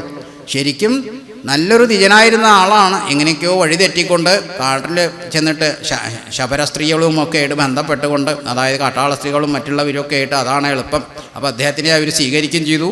അങ്ങനെ ഈ തൻ്റെ കാര്യങ്ങളെല്ലാം മറന്നുകൊണ്ട് അവിടെ എങ്ങനെ താൻ എന്തൊക്കെയാണ് ചെയ്യേണ്ട കർത്തവ്യങ്ങളതൊക്കെ മറന്നുകൊണ്ട് ജീവിച്ച ആളാണ്. അപ്പോൾ അങ്ങനെ ഇരിക്കുമ്പോൾ ഈ മുനികൾ മാത്രം വന്ന സമയത്ത് മാത്രമാണ് ആ ബോധോദയം ഉണ്ടായത്. അപ്പോഴാണ് രാമരാമാന്ന് ജപിക്കാം. ആമരം ഈമരം എന്ന് പറഞ്ഞു കൊടുക്കാനാണ് പറഞ്ഞതേ. എന്താ വെച്ചാൽ എന്ത് പറഞ്ഞു കൊടുത്താലും ഇദ്ദേഹത്തിന് മനസ്സിലാവുക ശരിയാ. അതുകൊണ്ട് തൽക്കാലം രാമ എന്ന് പറഞ്ഞ ആമരാമ വേഗം ചെല്ലുമ്പോൾ ആമരം ഈമരം എന്നാണ് പറഞ്ഞു കൊടുത്താൽ അപ്പോൾ വേഗം അങ്ങനെ ചൊല്ലിക്കോളൂ എന്ന് പറഞ്ഞു കൊടുക്കാറുണ്ടായത്. പക്ഷേ അതായത് ഇവർക്ക് സപ്തർഷികൾക്ക് അദ്ദേഹത്തിനോട് എത്ര ഉണ്ട് മുമ്പത്തെ കാര്യം കൂടുതലൊന്നും ചിന്തിക്കാൻ പോയില്ല. ഇപ്പോഴത്തെ അവസ്ഥയിൽ അദ്ദേഹത്തിന് എന്ത് പറഞ്ഞാലും മനസ്സിലാവില്ല. അപ്പോൾ പ്രാകൃത രൂപത്തിൽ അത് പറഞ്ഞു കൊടുക്കുക, അതങ്ങനെ ജപിച്ചാൽ മതി രാമ. അപ്പോൾ പിന്നെ അത് അവസാനത്തിയപ്പോഴേക്ക് രാമരാമ ഇങ്ങനെയായി പോയി. സഹസ്രാബ്ദങ്ങൾ അങ്ങനെ തപസ് ചെയ്തപ്പോൾ വന്ന് പ്രത്യക്ഷപ്പെട്ടപ്പോഴാണ് സപ്തർഷികളുടെ അനുഗ്രഹം കൂടി ആയോടുകൂടി നല്ല മുനിയായി മാറാൻ സാധിച്ചു എന്ന് പറഞ്ഞാൽ അനുഗ്രഹ സിദ്ധികളൊക്കെയുള്ള മുനിയായി മാറാൻ സാധിച്ചു എന്ന് പറഞ്ഞാൽ അതേപോലെ അവിടെ രാമേതി ജപിച്ചുകൊണ്ട് അങ്ങ് മോക്ഷം സാധിക്കുക എന്ന് വീണ്ടും ഓർമ്മിച്ചുകൊണ്ട് പറയുകയാണ്. സൽസംഗമത്തോടു രാമയന്ത്രം ഭക്തവത്സലം ലോകശരണ്യം ചരണതം ദേവം മരതകാന്തികാന്തം രമാസേവിതം ചാപഭണായുധം രാഘവം സുഗ്രീവസേവിതം ലക്ഷ്മണ സംയുതം രക്ഷാനിപുണം വിഭൂഷണസേവിതം ഭക്ത്യാ നിരന്തരം ധ്യാനിച്ചുകൊള്ളിലോ മുക്തി വന്നിടും അതിനില്ല സംശയം. ഇതിപ്പോൾ കേവലം ഒരു രാവണനോട് പറയണതല്ല. സത്യത്തിലെ നമ്മളെപ്പോലുള്ള അജ്ഞാനികളോട് എഴുത്തച്ഛൻ ഇങ്ങനെ ചെയ്യണം എന്ന് നമുക്കും കൂടി പറയാൻ വേണ്ടിയിട്ട് പറയുകയാണ്. അല്ലാണ്ട് കേവലം ഒരു രാവണനോട് മാത്രമല്ല ഈ ഉപദേശങ്ങളൊക്കെ അദ്ദേഹം എഴുതി കൂട്ടിയിട്ടുള്ള ഉപദേശങ്ങൾ. അതിൻ്റെ ഇടയ്ക്ക് അദ്ദേഹത്തിൻ്റെ മനസ്സിലേക്ക് രാമഭക്തിയാണ്ട് കയറി ഇതാകുമ്പോഴാണ് വിശേഷണങ്ങൾ വാൽമീകി മഹർഷി 9 ഉള്ളിടത്ത് അദ്ദേഹം 50 വിശേഷണം എഴുതിയും കൊണ്ടാണ് രാമനെ സ്തുതിക്കുക. അതാണ് ഓരോ രാമനെ പറ്റി പറയുമ്പോഴേക്കും അദ്ദേഹത്തിന് അറിയാതെ ആ ഭക്തി ഇങ്ങോട്ട് വഴിഞ്ഞൊഴുകാണ്. അതാണ് വിശേഷണങ്ങളുടെ ഒരു ശൃംഖലയാണ് പിന്നെ വന്നവിടെ വന്നു വീഴാം. നോക്കൂ, ദേവം മരതകാന്തികാന്തം രമാസേവിതം ചാപബാണായുധം രാഘവം സുഗ്രീവസേവിതം ലക്ഷ്മണ സംയുതം രക്ഷാനിപുണം വിഭീഷണസേവിതം ഭക്തിയാ നിരന്തരം ധ്യാനിച്ചുകൊള്ളിലോ മുക്തി വന്നിടും അതിനില്ല സംശയം. ഇത്രയൊക്കെ ചേർത്തുകൊണ്ട് വിശേഷണങ്ങൾ ചേർത്തുകൊണ്ട് അല്ലെങ്കിൽ ശ്രീരാമചന്ദ്രസ്വാമിയെ എന്ന് പറഞ്ഞാൽ പോരെ. അതല്ല, ഇതുകൊണ്ട് ഈ കേൾക്കുന്നവർക്കും ഈ ഭക്തി ഉള്ളിൻ്റെ ഉള്ളിൽ നിന്നുണ്ടായിരിക്കണം. എപ്പോഴെങ്കിലും നമ്മൾ മനസ്സ് വേറെ എവിടേക്കെങ്കിലും പോയിട്ടുണ്ടെങ്കിൽ ആ ശ്രീരാമചന്ദ്രൻ്റെ ആ പാദങ്ങളിലേക്ക് ആ നമ്മളുടെ മനസ്സ് എത്തിച്ചേരണം എന്നും കൂടി പിന്നീട് വായിക്കുന്നവർക്ക് ഉണ്ടാകണം എന്നുള്ള ആ സതുദ്ദേശത്തോടു കൂടിയാണ് അത്രയും വിശേഷണങ്ങളും കൂടി നമ്മളെ തുഞ്ചത്താചാര്യൻ ചേർത്തിട്ടുള്ളത്. ഇത്തം ശുഖവാക്യമജ്ഞാനനാശനം ശ്രുത്വാ ദശാസ്ത്യനും ക്രോധതാമ്രക്ഷനായി ദഗ്ധനായി പോക ശുഖനെന്നു തോന്നുമാറ് അത്യന്തരോഷേണ നോക്കി വിര ചെയ്താൻ. ഭൃത്യനായുള്ള നീ ആചാര്യനെ പോലെ നിസ്ത്രവം ശിക്ഷ ചൊല്ലുവാനെന്തു കാരണം? പണ്ടു നീ ചെയ്തോരുപകാരമോർക്കയാൽ ഉണ്ടുകാരുണ്യമെനിക്കതു കൊണ്ടു ഞാൻ ഇന്നു കൊല്ലുന്നതില്ലെന്നു കൽപ്പിച്ചിതൻ മുന്നിൽ നിന്നാശുമറയത്തു പോക നീ. കേട്ടാൽ പൊറുക്കരുതാതൊരു വാക്കുകൾ കേട്ടു പൊറുപ്പാൻ ക്ഷമയും എനിക്കില്ല. എന്നുടെ മുമ്പിൽ നീ കാൽക്ഷണം നിൽക്കിലോ വന്നുകൂടും മരണം നിനക്കിന്നുമേ. സാധാരണ നിലയിൽ ഒരു സജ്ജനൊക്കെ ആണെങ്കിൽ ഇത്രയും കാര്യങ്ങൾ കേട്ട് കഴിഞ്ഞാൽ ഞാൻ ചെയ്തു വന്നതൊക്കെ തെറ്റായിരുന്നെ ആയിരുന്നില്ലേ എന്നുള്ള ഒരു ബോധമാണ് ഉദിക്കുക. എന്നിട്ട് ശരി എന്നാൽ അങ്ങനെ ആവാം. പക്ഷേ ഇവിടെ രാവണൻ അതുണ്ടായില്ല. അതെന്താണ് അങ്ങനെ ഉണ്ടാവാതിരിക്കാൻ കാരണം? അതിന് കുറച്ച് മുമ്പേ ഇവർ വരണതിന് മുമ്പ് തന്നെ ഒരു ഉണ്ടായിരിക്കുന്നു. കാരണം ശ്രീരാമചന്ദ്രൻ താൻ എങ്ങനെ അദ്ദേഹത്തെ സേവിച്ചാലും തനിക്ക് മുക്തിയൊന്നും തരാൻ പോകുന്നില്ല. കാരണം അങ്ങനെയാണോ പണ്ടേ തനിക്ക് ഭരം തന്നിട്ടുള്ളത്. തന്നെ ശപിച്ച സമയത്ത് സനകാദികൾ നീ വിദ്വേഷബുദ്ധിയാ രാമനെ ഭരിച്ചോളൂ, എന്നിട്ട് അല്ലെങ്കിൽ ശ്രീകൃഷ്ണനെ ഭഗവാനെ വിദ്വേഷബുദ്ധിയാ ഭരിച്ചോളൂ എന്നാൽ മാത്രമേ എന്നിട്ട് നീ ശ്രീരാമചന്ദ്രൻ്റെ അല്ലെങ്കിൽ മഹാവിഷ്ണുവിൻ്റെ കരങ്ങളെ കൊണ്ട് വധ്യനായിട്ട് 3 പ്രാവശ്യമാണ് അവർക്ക് പറഞ്ഞിട്ടുള്ളത് ഈ ശിക്ഷ. ജയവിജയന്മാർ ആ കഥ നിങ്ങൾക്ക് മുമ്പ് ധാരാളം ഇവിടെ പറഞ്ഞു കേട്ടിട്ടുണ്ടാവും. സനകാദികളുടെ ശാപം മൂലം 3 തവണ ജനിച്ചും കൊണ്ട് ഭൂമിയിൽ ജീവിച്ച് ഭഗവാന്റെ കരം കൊണ്ട് മരണം സംഭവിച്ചിട്ട് എത്തിക്കഴിഞ്ഞാലേ നിങ്ങൾക്ക് വൈകുണ്ഠ പ്രാപ്തി ഉണ്ടാവുള്ളൂ എന്ന് പറഞ്ഞു. ഇതിപ്പോൾ ഇനി ത്രേതായുഗത്തിൽ സംഭവമാണത്, രാവണ കുംഭകർണന്മാർ. ഇനി ദ്വാപരയുഗത്തിലത്തെ ഒരു ഇതും അല്ല, ഇതും കൂടി കഴിയണം. അപ്പോഴാണ് അവിടെ ശിശുപാലനെയും ദന്തഭക്തൻ്റെയും കൂടി വധിക്കുന്നതോട് കൂടി മാത്രമേ അവർക്ക് അങ്ങോട്ട് കയറി ചെല്ലാനുള്ള ഇത് കിട്ടുള്ളൂ. അതുവരെ ഇതേപോലെ തന്നെ കഴിയണം. അപ്പോൾ അത് ഉള്ളിൻ്റെ ഉള്ളിലുണ്ട്. രാമനെ ഞാനിപ്പോൾ പോയി നമസ്കരിച്ചിട്ടോ പ്രാർത്ഥിച്ചു ചെന്നിട്ടോ ഒരു കാര്യമില്ല. തൻ്റെ യോഗം ഇതാ എനിക്ക് മരണസമയമൊക്കെ ഏതാണ്ടൊക്കെ ആയിട്ടുണ്ടോ. ഇത്രയും കാലം നമ്മൾ ഈ ത്രേതായുഗത്തിൻ്റെ മനുഷ്യായുസ് നമ്മൾ ഈ പറഞ്ഞ 100-101 ആയിരങ്ങളാണ്. അപ്പോൾ അത്രയും കാലം ഞാൻ ജീവിച്ച് അനുഭവിച്ചിട്ടുണ്ട്. ഇനി എനിക്ക് പോവാനുള്ള സമയമായി. അപ്പോൾ നേരത്തെ കണ്ട ഒരു ചെറിയൊരു സ്വപ്നവും കാണുണ്ടായിട്ട് ഭഗവാൻ സീതാദേവിയെ അപഹരിച്ചു കൊണ്ടുവന്നത് ഭഗവാനെ ഇവിടേക്ക് വരുത്താനുള്ള ഒരു നിമിത്തം മാത്രമായിട്ടാണ്. ഞാൻ അവിടുന്ന് വരും, സീതാദേവിയെ അപഹരിച്ചു കൊണ്ടുവന്നതിന് എന്നെ ശിക്ഷിക്കും, അങ്ങനെ രാമസായകമേറ്റിട്ട് എനിക്ക് പോകാൻ സാധിക്കും എന്ന് ഒരു സ്വപ്ന ദർശനത്തിൽ കൂടെ അദ്ദേഹത്തിന് ഉണ്ടായിട്ടുണ്ട്, ഉൾവിളി ഉണ്ടായിട്ട്. അത് ഉള്ളിൻ്റെ ഉള്ളിലിരിക്കുന്നത് കൊണ്ട് ഇപ്രകാരം രാമൻ്റെ പാദം അല്ലെങ്കിൽ ദേവിയെ അവിടെ കൊണ്ടേ സമർപ്പിച്ചുകൊണ്ട് ചെയ്തിട്ടൊരു കാര്യമില്ല. ഇവിടെ ശ്രീരാമചന്ദ്രന് പിന്നെയും ഇനി ഒരു അവസരം ഉണ്ടാക്കി കൊടുക്കാനും വയ്യ. ഓരോ വിധികൾ നടപ്പിലാവണ്ടേ. പണ്ട് പൂർവേശ്വരന്മാർ പറഞ്ഞിട്ടുള്ള വാക്കുകൾക്കൊന്നും വ്യതിചലിക്കാൻ പാടില്ല. അത് അതേപടി തന്നെ നടക്കുക വേണം. അപ്പോൾ അതിനു വേണ്ടിയിട്ട് പിന്നീട് മായയാണല്ലോ എല്ലാം നടത്തിക്കണത്. ആ സമയത്ത് ഒരിക്കലും അങ്ങനെ ഒരു ബുദ്ധി തോന്നുന്നില്ല രാവണന്. കാരണം ഇത് മായയാണ്. ആ മായ കൊണ്ട് ബന്ധിക്കപ്പെട്ടവൻ തന്നെയാണ് നമ്മൾ ഓരോരുത്തരും. അതേപോലെ രാവണനും അതേപോലെ തന്നെയാണ്. എന്നാൽ ഭഗവാനാണെങ്കിലോ മായ കൊണ്ട് മുഴുവൻ കളിക്കും ചെയ്യും, ആ മായയിൽ പെടൂല്ല. അതാണ് ഭഗവാന്റെ ഒരു വലിയൊരു ഇത് പറഞ്ഞ മാർക്കാണ്ഡേയ മുനിക്കും കാണിച്ചു കൊടുത്തു മായയുടെ വൈഭവം എന്താണ്. നാരദൻ ഒരു പ്രാവശ്യം ചോദിച്ചു, അങ്ങയുടെ മായയെപ്പറ്റി എനിക്കൊന്നും അറിയാൻ സാധിക്കണം എന്ന് പറഞ്ഞിട്ട് ആ നാരദനെയും പറ്റിച്ചു ഇല്ലേ. ഇവിടുത്തെ സ്ത്രീ ആയും കൊണ്ട് അനവധി കാലം കഴിക്കേണ്ടി വന്നു നാരദനും എന്നാ പറയണത്. അപ്പോൾ ഈ മായയിലൊന്നും ലീനനാവാതെ കൊണ്ട് ഭഗവാന് മായ കൊണ്ട് കളിക്കും ചെയ്യും, ഞാൻ ഇതൊന്നും അല്ല എന്നും പറയും. അപ്പോൾ എന്താണ്, മറ്റുള്ള ജനങ്ങളെ മുഴുവൻ ഈ മായയിൽപ്പെടുത്താൻ വളരെ കഴിയും ഭഗവാനും.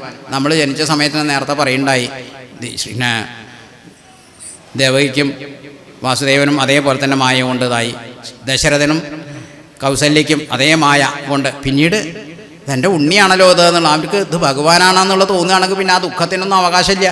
പക്ഷേ അവർക്ക് ആ മായയിൽപ്പെട്ടതുകൊണ്ട് ഞങ്ങളുടെ ഉണ്ണിയെ കാണാണ്ട് എങ്ങനെയാണ് ഞങ്ങൾ കഴിഞ്ഞുകൂടുക, 14 ദിവസമല്ല 14 വർഷമാണ് കഴിയാൻ പറയണത്. ഈശ്വര എങ്ങനെ കഴിയാൻ, ഞങ്ങളുടെ ഉണ്ണിയെ കാണാണ്ട് ഞങ്ങൾക്ക് 1 മിനിറ്റ് കാണാണ്ട് കഴിയില്ലല്ലോ എന്നൊക്കെയുള്ള ആ വിഭ്രാന്തി ഉണ്ടാക്കിയത് ആ ഭഗവാന്റെ മായ തന്നെയാണ് അല്ലേ. അപ്പോൾ മായയെ അതിജീവിക്കാൻ സാധാരണക്കാർക്ക് കഴിയില്ല. പിന്നെ എന്താണ് നല്ലത്, സാത്വിക ബുദ്ധി ആയിട്ട് സ്വീകരണായും കൊണ്ട് നമ്മൾ ആ ബുദ്ധിയെ അവലംബിച്ചുകൊണ്ട് നമ്മളിൽ വന്നിട്ടുള്ള ദോഷവികാരങ്ങളോ ദോഷചിന്തകളോ ഉണ്ടെങ്കിൽ അത് നമുക്ക് നാളേക്ക് ദോഷമാണ്, അത് അങ്ങനെ അരുത് എന്ന് തിരിച്ച് ചിന്തിച്ചിട്ട് നമ്മളിൽ കൊണ്ടുവരണം. നമുക്ക് തോന്നും, നമ്മളിപ്പോൾ നടന്നു പോകുന്ന വഴിക്ക് നമ്മളെ മുമ്പിൽ ഒരു പണക്കിഴി വന്ന് കിടക്കുകയാണ്, അല്ലെങ്കിൽ ഒരു പേഴ്സ്, നല്ല പണമുള്ളൊരു പേഴ്സ് വന്ന് കിടക്കുകയാണ്. അപ്പോൾ ഈ പണം എന്ന് പറഞ്ഞ സാധനം ഉണ്ടല്ലോ, അത് വല്ലാത്തൊരു ആകർഷണ വസ്തുവാണ്. എത്ര കിട്ടിയാലും ഒരാൾക്ക് മതിയാവില്ല അത്രേ. എന്നാൽ ഈ ഭക്ഷണം മാത്രം എത്ര മതി എന്ന് പറയും. ഇത് എത്ര കിട്ടിയാലും 10 കിട്ടിയാൽ 100 മതി എന്നും 100 കിട്ടിയാൽ 1000 വേണമെന്നും പൂന്താനം പറഞ്ഞ പോലെയാണ്. എത്ര കിട്ടിയാലും മതിയാവില്ല. ഇനി ഇത് വേണ്ട, അവരെവിടെ കൊണ്ടുപോയിട്ടുള്ളൂ, ഇത് ഇവിടെ ഒന്നും ആവശ്യമില്ല, ധാരാളമായി എനിക്ക് എന്ന് ഒരാളും ഇന്ന് വരെ പറഞ്ഞു കേട്ടിട്ടില്ല. അതിൻ്റെ ഒരു മായ തന്നെയാണത്.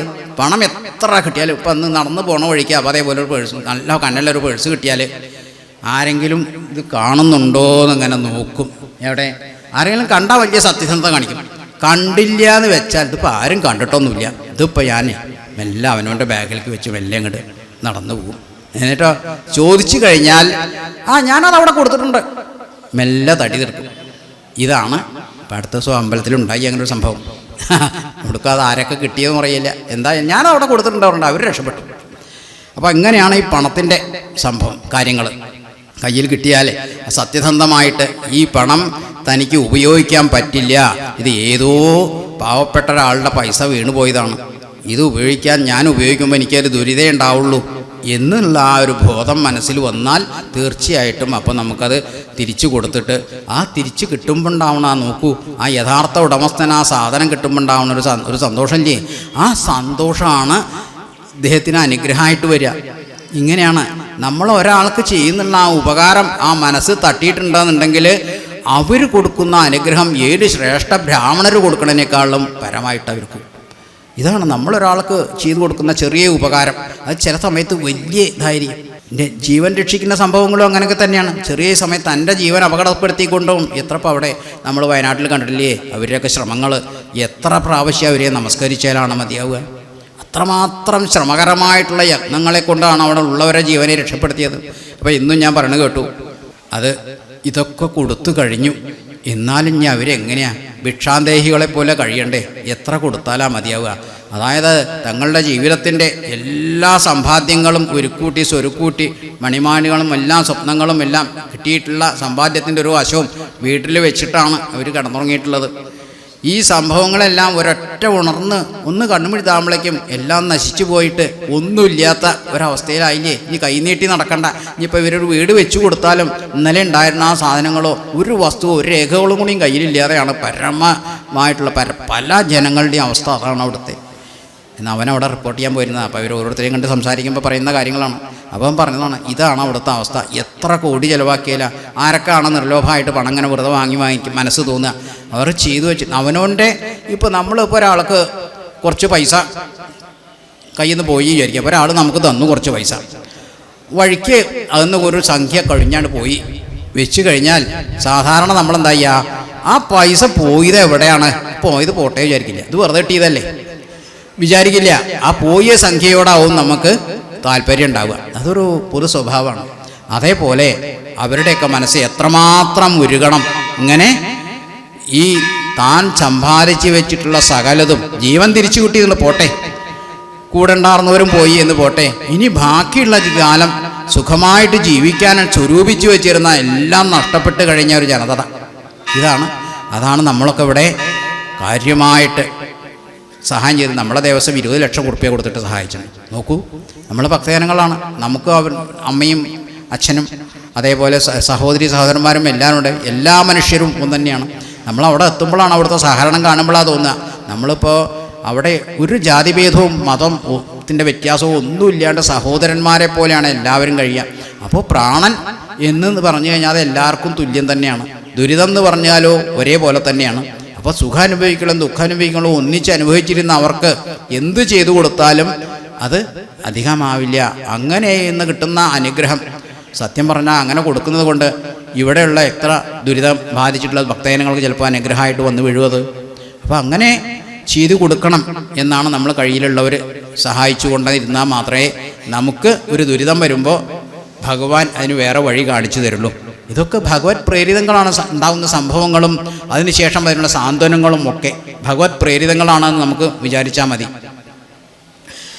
അപ്പോൾ അങ്ങനെ ഇത് കേട്ടപ്പോൾ ശുഗൻ എന്താണ് ഉണ്ടായത്? ഇത്രയും കാര്യങ്ങൾ നല്ല പോലെ ഉപദേശിച്ചു. ഇതാ ഇനി ഒരു അരനിമിഷം എൻ്റെ മുമ്പിൽ നീ നിൽക്കുകയാണെങ്കിൽ വേണ്ട, ഞാൻ ഇന്നലെ വരെ നിനക്ക് ചെയ്തു തന്നിട്ടുള്ള സഹായങ്ങൾ അല്ലെങ്കിൽ നീ എനിക്ക് തന്നിട്ടുള്ള സഹായങ്ങൾ അതവിടെ ഇരിക്കട്ടെ, ഞാനതൊക്കെ മറക്കും. നമ്മൾ തമ്മിലുള്ള സൗഹൃദങ്ങളും ഞാൻ മറക്കും.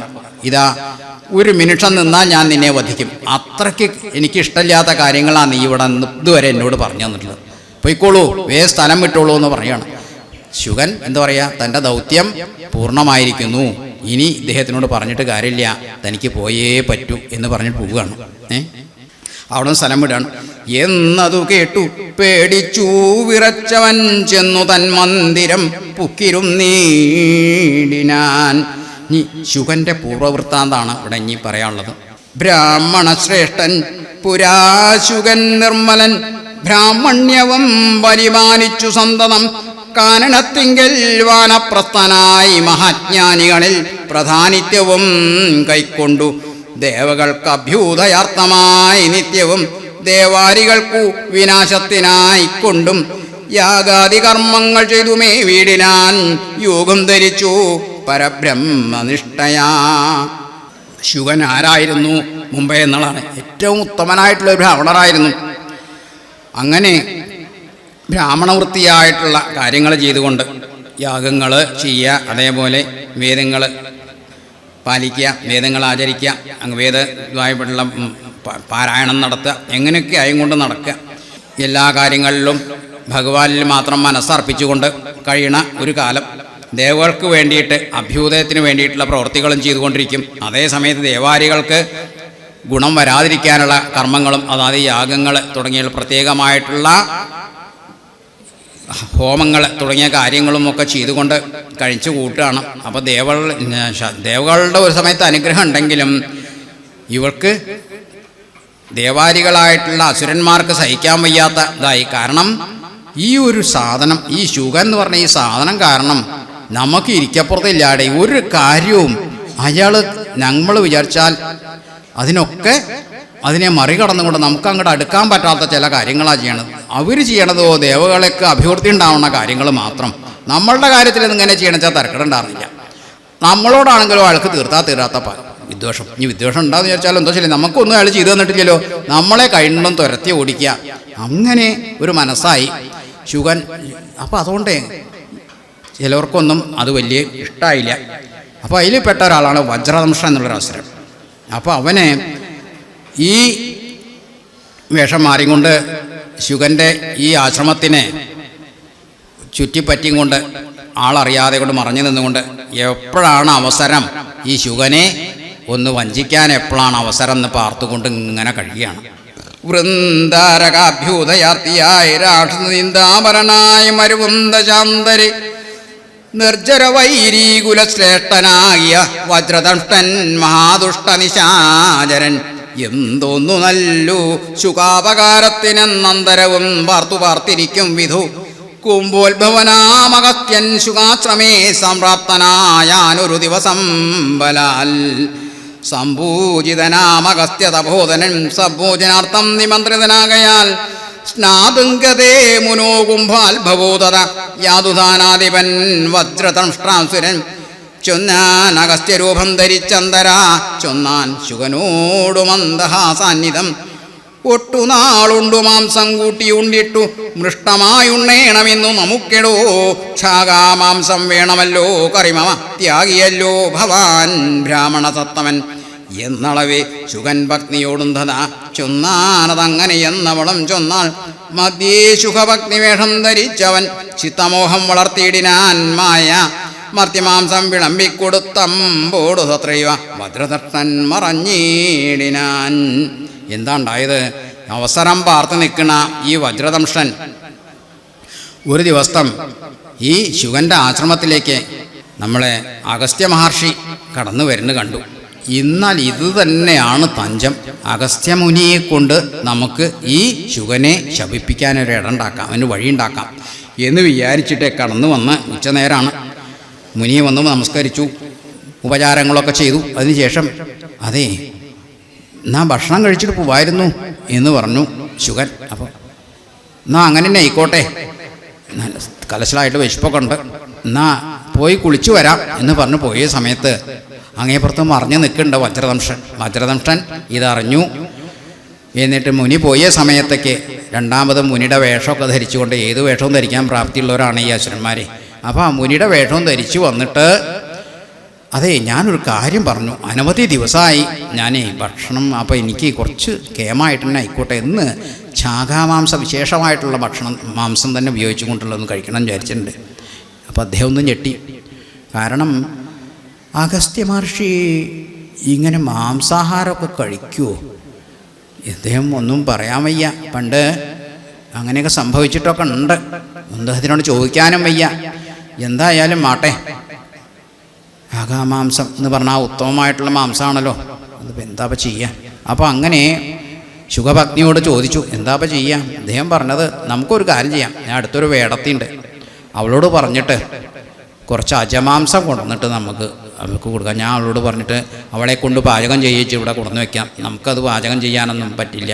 അപ്പോൾ ശുഖഭഗ്നി അവളെ പോയി കണ്ട് പെട്ടെന്ന് തന്നെ അജമാംസം നന്നായിട്ട് പാകം ചെയ്ത് ഇവിടെ കൊണ്ടുവന്ന് വെച്ചു, വിളമ്പി കൊടുക്കാൻ പാകത്തിലാക്കിയിട്ട്. വജ്രദംഷൻ അങ്ങേപ്പുറത്ത് മനത് കണ്ട് അങ്ങേപ്പുറത്ത് പോയിട്ട് അതൊക്കെ മാറ്റി വെച്ചിട്ട് അയാൾ മറിഞ്ഞു നിന്നിട്ട് ഇയാൾ ശുഖഭഗ്നി അകത്തേക്ക് പോയ സമയത്തേക്ക് അതേ വേഷത്തിൽ ശുഖഭഗ്നിയുടെ വേഷം ധരിച്ചു വന്നിട്ട് കയ്യിൽ കൊണ്ടുവന്നിട്ടുള്ള മനുഷ്യമാംസം പാകം ചെയ്തത് കൊണ്ടുവന്നിട്ട് മറിച്ച് ആ പാത്രത്തിന് പകരം മാറ്റി വെച്ചു. എന്നിട്ട് ഭക്ഷണം വിളമ്പി കൊടുത്തപ്പോൾ അഗസ്ത്യ മഹർഷിയാണ്, ഈശ്വര ഇത് മനുഷ്യമാംസമാണല്ലോ വിളമ്പിക്കണത്, എന്താണ് പറ്റിയത്? നീ എന്നെ അവമാനിക്കുകയാണോ? എനിക്ക് മനുഷ്യമാംസമാണോ ഞാൻ ഇതുവരെ ഭുജിക്കാറുള്ളത് എന്ന് ചോദിച്ചുകൊണ്ട് അഗസ്ത്യനെ അങ്ങോട്ട് ശപിക്കുകയാണ്. അല്ല ഈ ശുകനെ, നീയേ എന്നെ മനുഷ്യമാംസം തെറ്റിക്കാൻ വേണ്ടി മെനപ്പെട്ടില്ലേ? നീ ഒരു അടുത്ത ഇതുവരേക്ക് ഇനി തുടർന്ന് നീയേ മനുഷ്യമാംസം ഭുജിക്കുന്ന രാക്ഷസനായിപ്പോട്ടെ. അപ്പോൾ കാൽക്കൽ വീണ് നമസ്കരിച്ചുകൊണ്ട് പറഞ്ഞു, അയ്യോ അങ്ങ് എന്താണ് പറയണത്? കുറച്ച് മുമ്പ് അങ്ങ് തന്നെയല്ലേ വന്നിട്ട് എന്നോട് പറഞ്ഞത് ശാഖാമാംസം കഴിക്കണം, അതിന് മോഹമുണ്ട്, അനവധി ദിവസമായി, ഇതിപ്പോഴൊന്നും തരാവാറില്ല, ഏതായാലും എനിക്കത് കഴിക്കാൻ മോഹമുണ്ട്, ഉണ്ടാക്കി തരണമെന്ന്. അപ്പോൾ അതിനെ ഏർപ്പാട് ചെയ്തിട്ടാണ് ഇപ്പോൾ ഈ ഇതൊക്കെ ചെയ്തിട്ടുള്ളത്. ഇത് കേട്ടപ്പോൾ കാര്യം ശരിയാണ്, നമ്മൾ വഞ്ചിതരായിരിക്കുകയാണ് എന്ന് മനസ്സിലായി. എന്നാൽ കാര്യങ്ങൾ മുഴുവൻ വിസ്തരിച്ച് പറയൂ എന്ന് പറഞ്ഞപ്പോഴാണ് ഈ കാര്യങ്ങൾ ഞങ്ങൾ ഇങ്ങനെയാണ് ചെയ്തിട്ടുണ്ടായത്. എന്നാൽ കാര്യം മനസ്സിലായി, ഇത് വജ്രദംഷൻ ചെയ്ത ചതിയാണ്. എന്തായാലും എനിക്ക് എൻ്റെ ശാപം തിരിച്ചെടുക്കാൻ നിവൃത്തിയില്ല.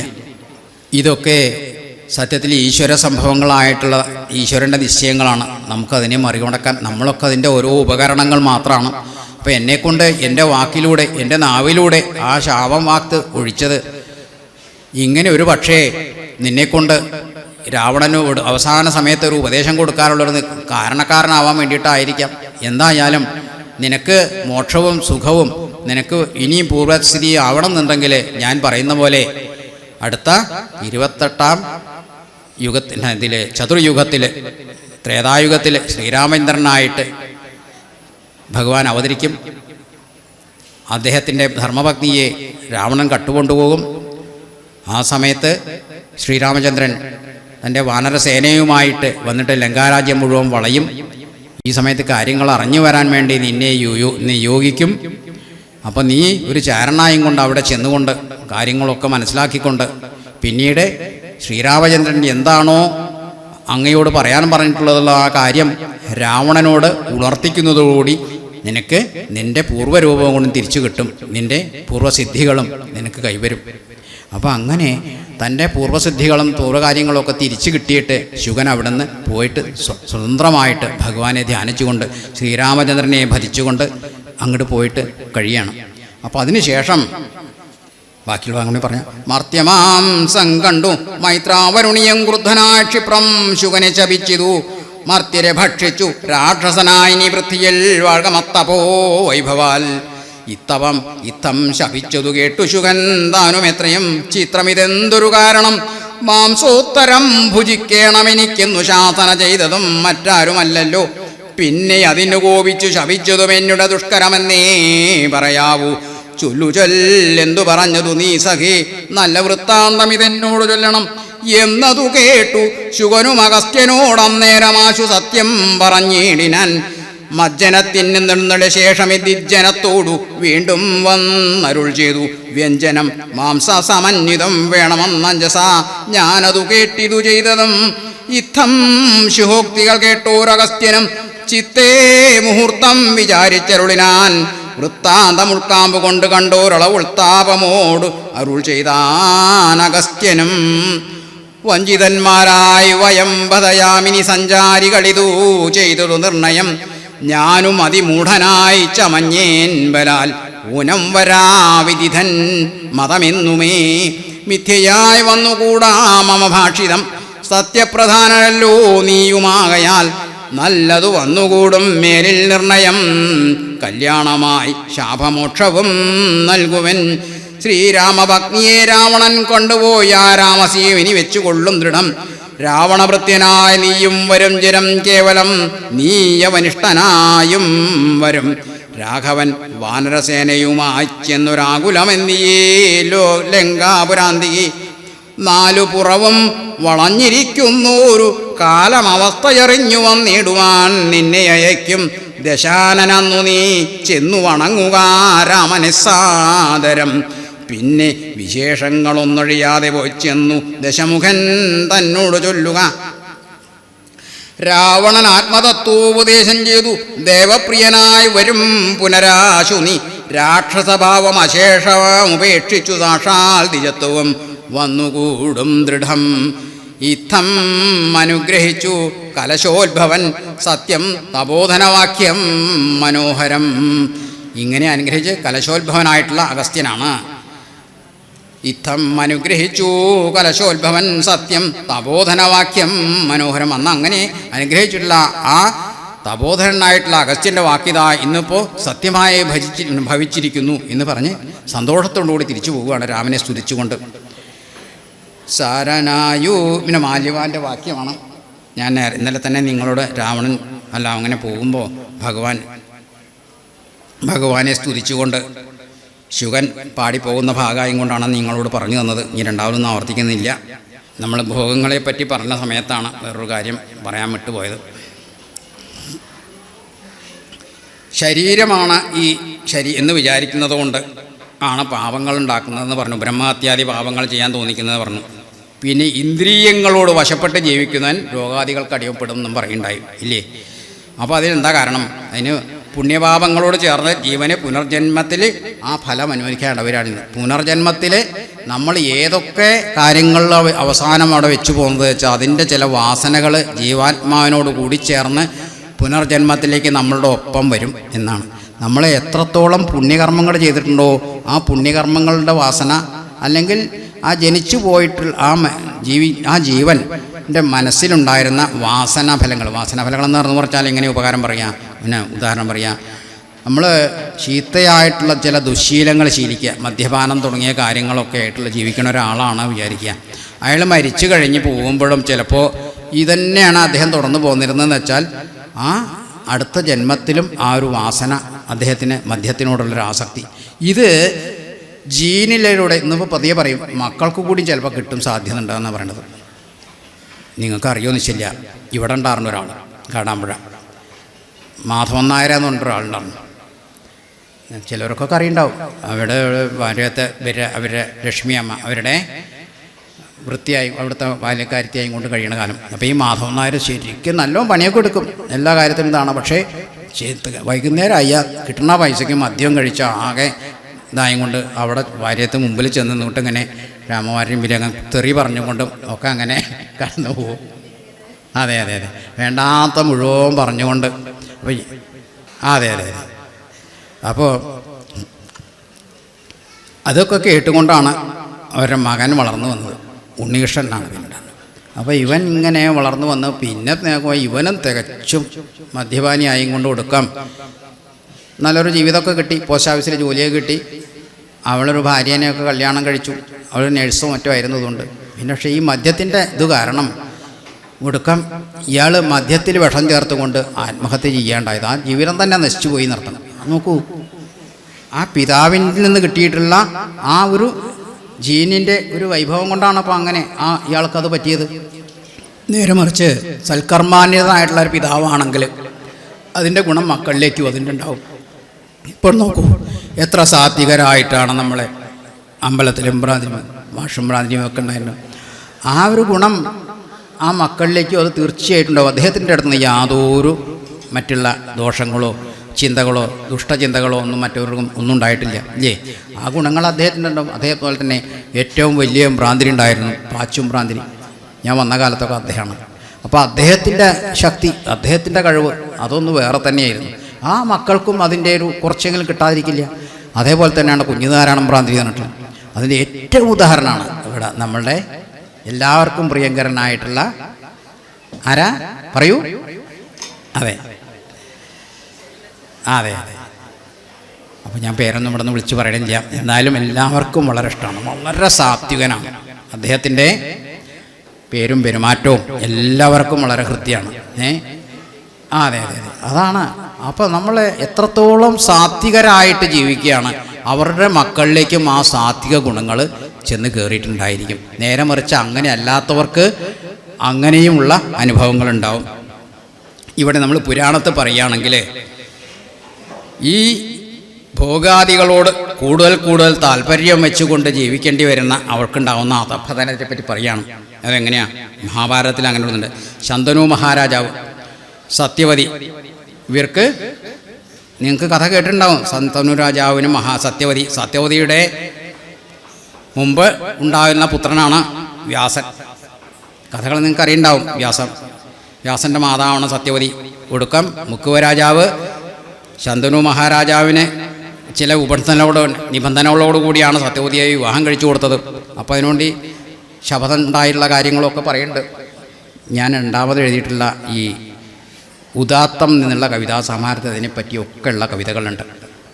ഇതൊക്കെ മഹാഭാരതം വായിച്ചു കഴിഞ്ഞ സമയത്ത് എനിക്ക് തോന്നിയിട്ടുള്ള ചില അഭിപ്രായങ്ങളോട് ചേർത്തുകൊണ്ട് 18 കവിതകൾ അതിൽ ചേർത്ത് വെച്ചുള്ളതാണ്. ഇത് ഇന്നിപ്പോൾ ഗുരുവായൂർ ദേവസ്വം അവിടുത്തെ പ്രസിദ്ധീകരണം പോലെ അവിടുത്തെ പുസ്തകശാലയിൽ വിറ്റുകൊണ്ടിരിക്കുകയാണ് ആ പുസ്തകം.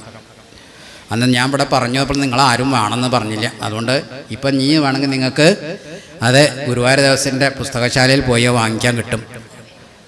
ഉദാത്തം 50 രൂപയുള്ളൂ. അപ്പോൾ എൻ്റെ കയ്യിൽ 3-4 വേണമെന്നുണ്ടെങ്കിൽ ചിലർക്കൊക്കെ കൊടുക്കാം, കുഴപ്പമില്ല.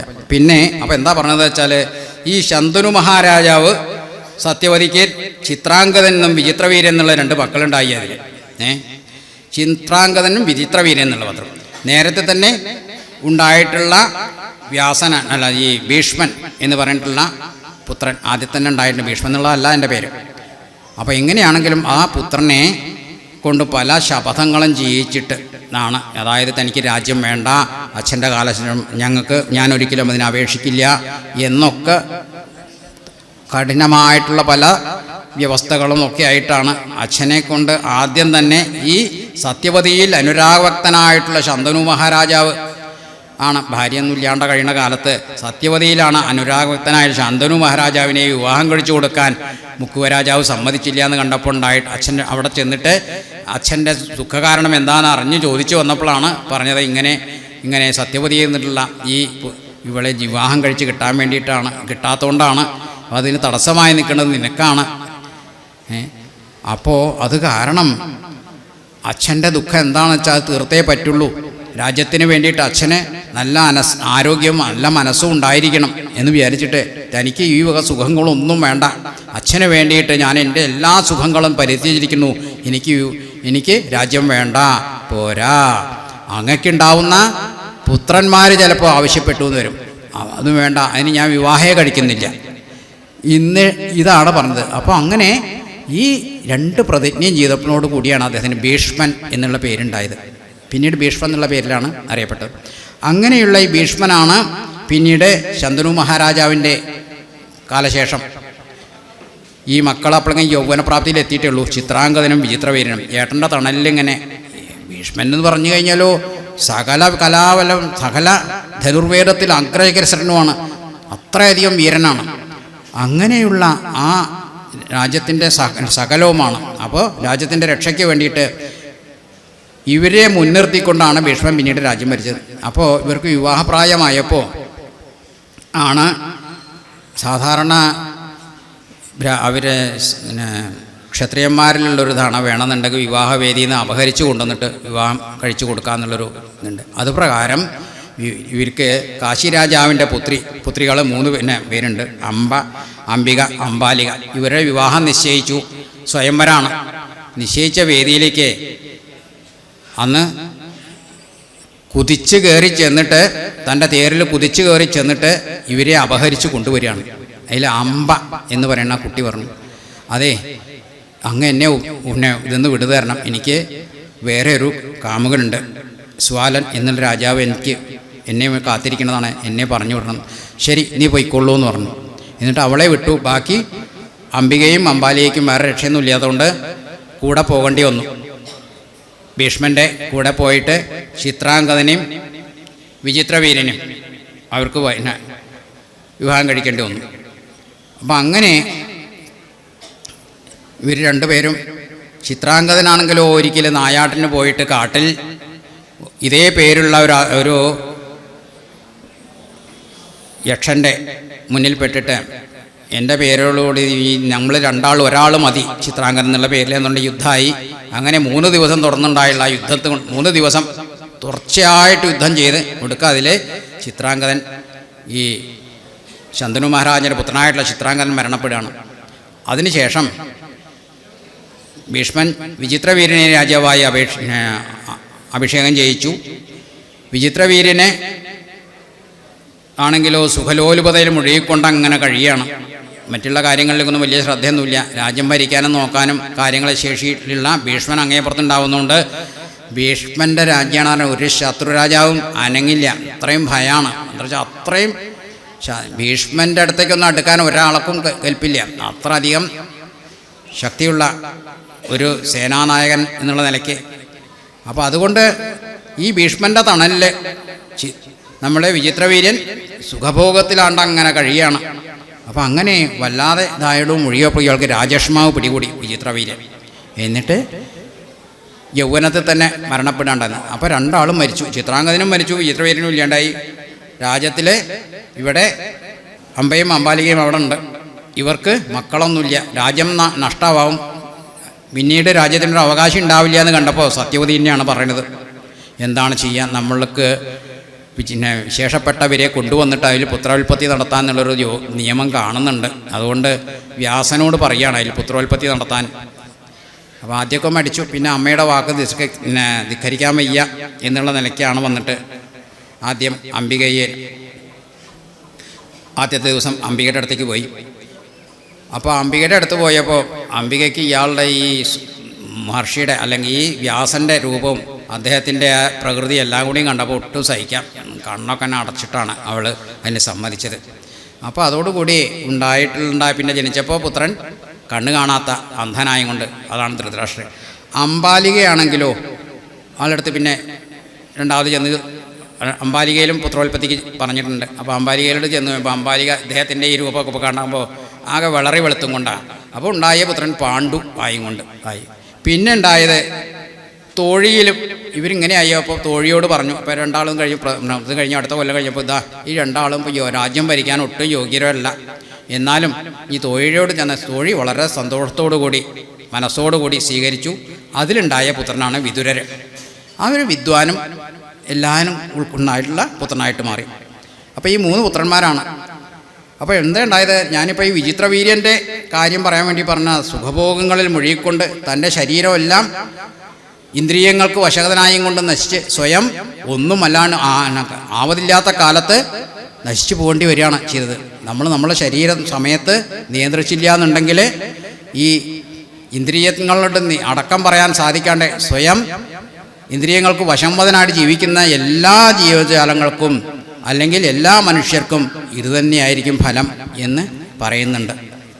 അതുകൊണ്ട് മിഥ്യയായിട്ടുള്ള ശരീരബോധം വെടിഞ്ഞ് മുക്തിക്ക് വേണ്ടി പരമാത്മാവാണ് ജീവിതം, അല്ലെ പരമാത്മാവും ജീവാത്മാവും ഒന്നാണ്, അതിൻ്റെ ഒരു അംശം മാത്രമാണ് നമ്മൾ എന്നുള്ള ബോധ്യം മനസ്സിൽ വരുത്തിക്കൊണ്ട് ജീവിക്കണം എന്നാണ് ഓരോ ഇവരോടും നമ്മൾ എഴുത്തച്ഛനും പറഞ്ഞു തരുന്നത്.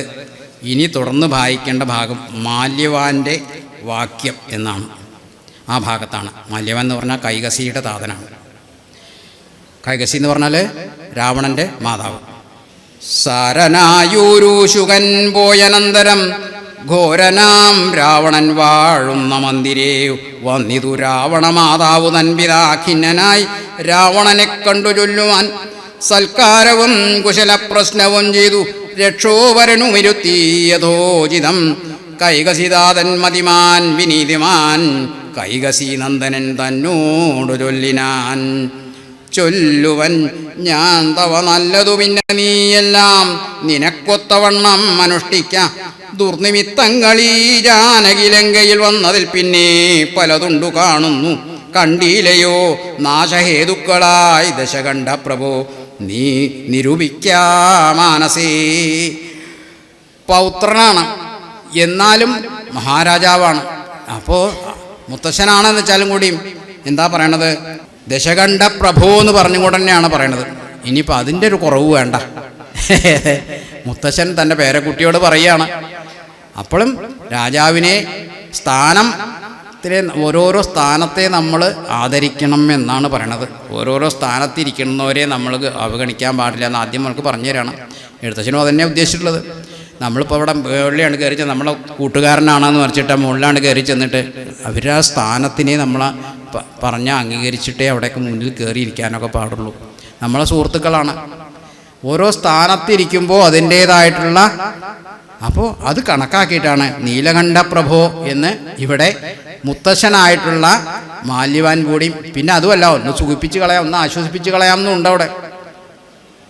ഏത് നിലയ്ക്കാണ് തൻ്റെ പൗത്രൻ നല്ല വഴിക്ക് വരിക എന്നുള്ളൊരു ചിന്ത. അപ്പോൾ എങ്ങനെ പറഞ്ഞാലാണ് നന്നാവ് കേൾക്കുക?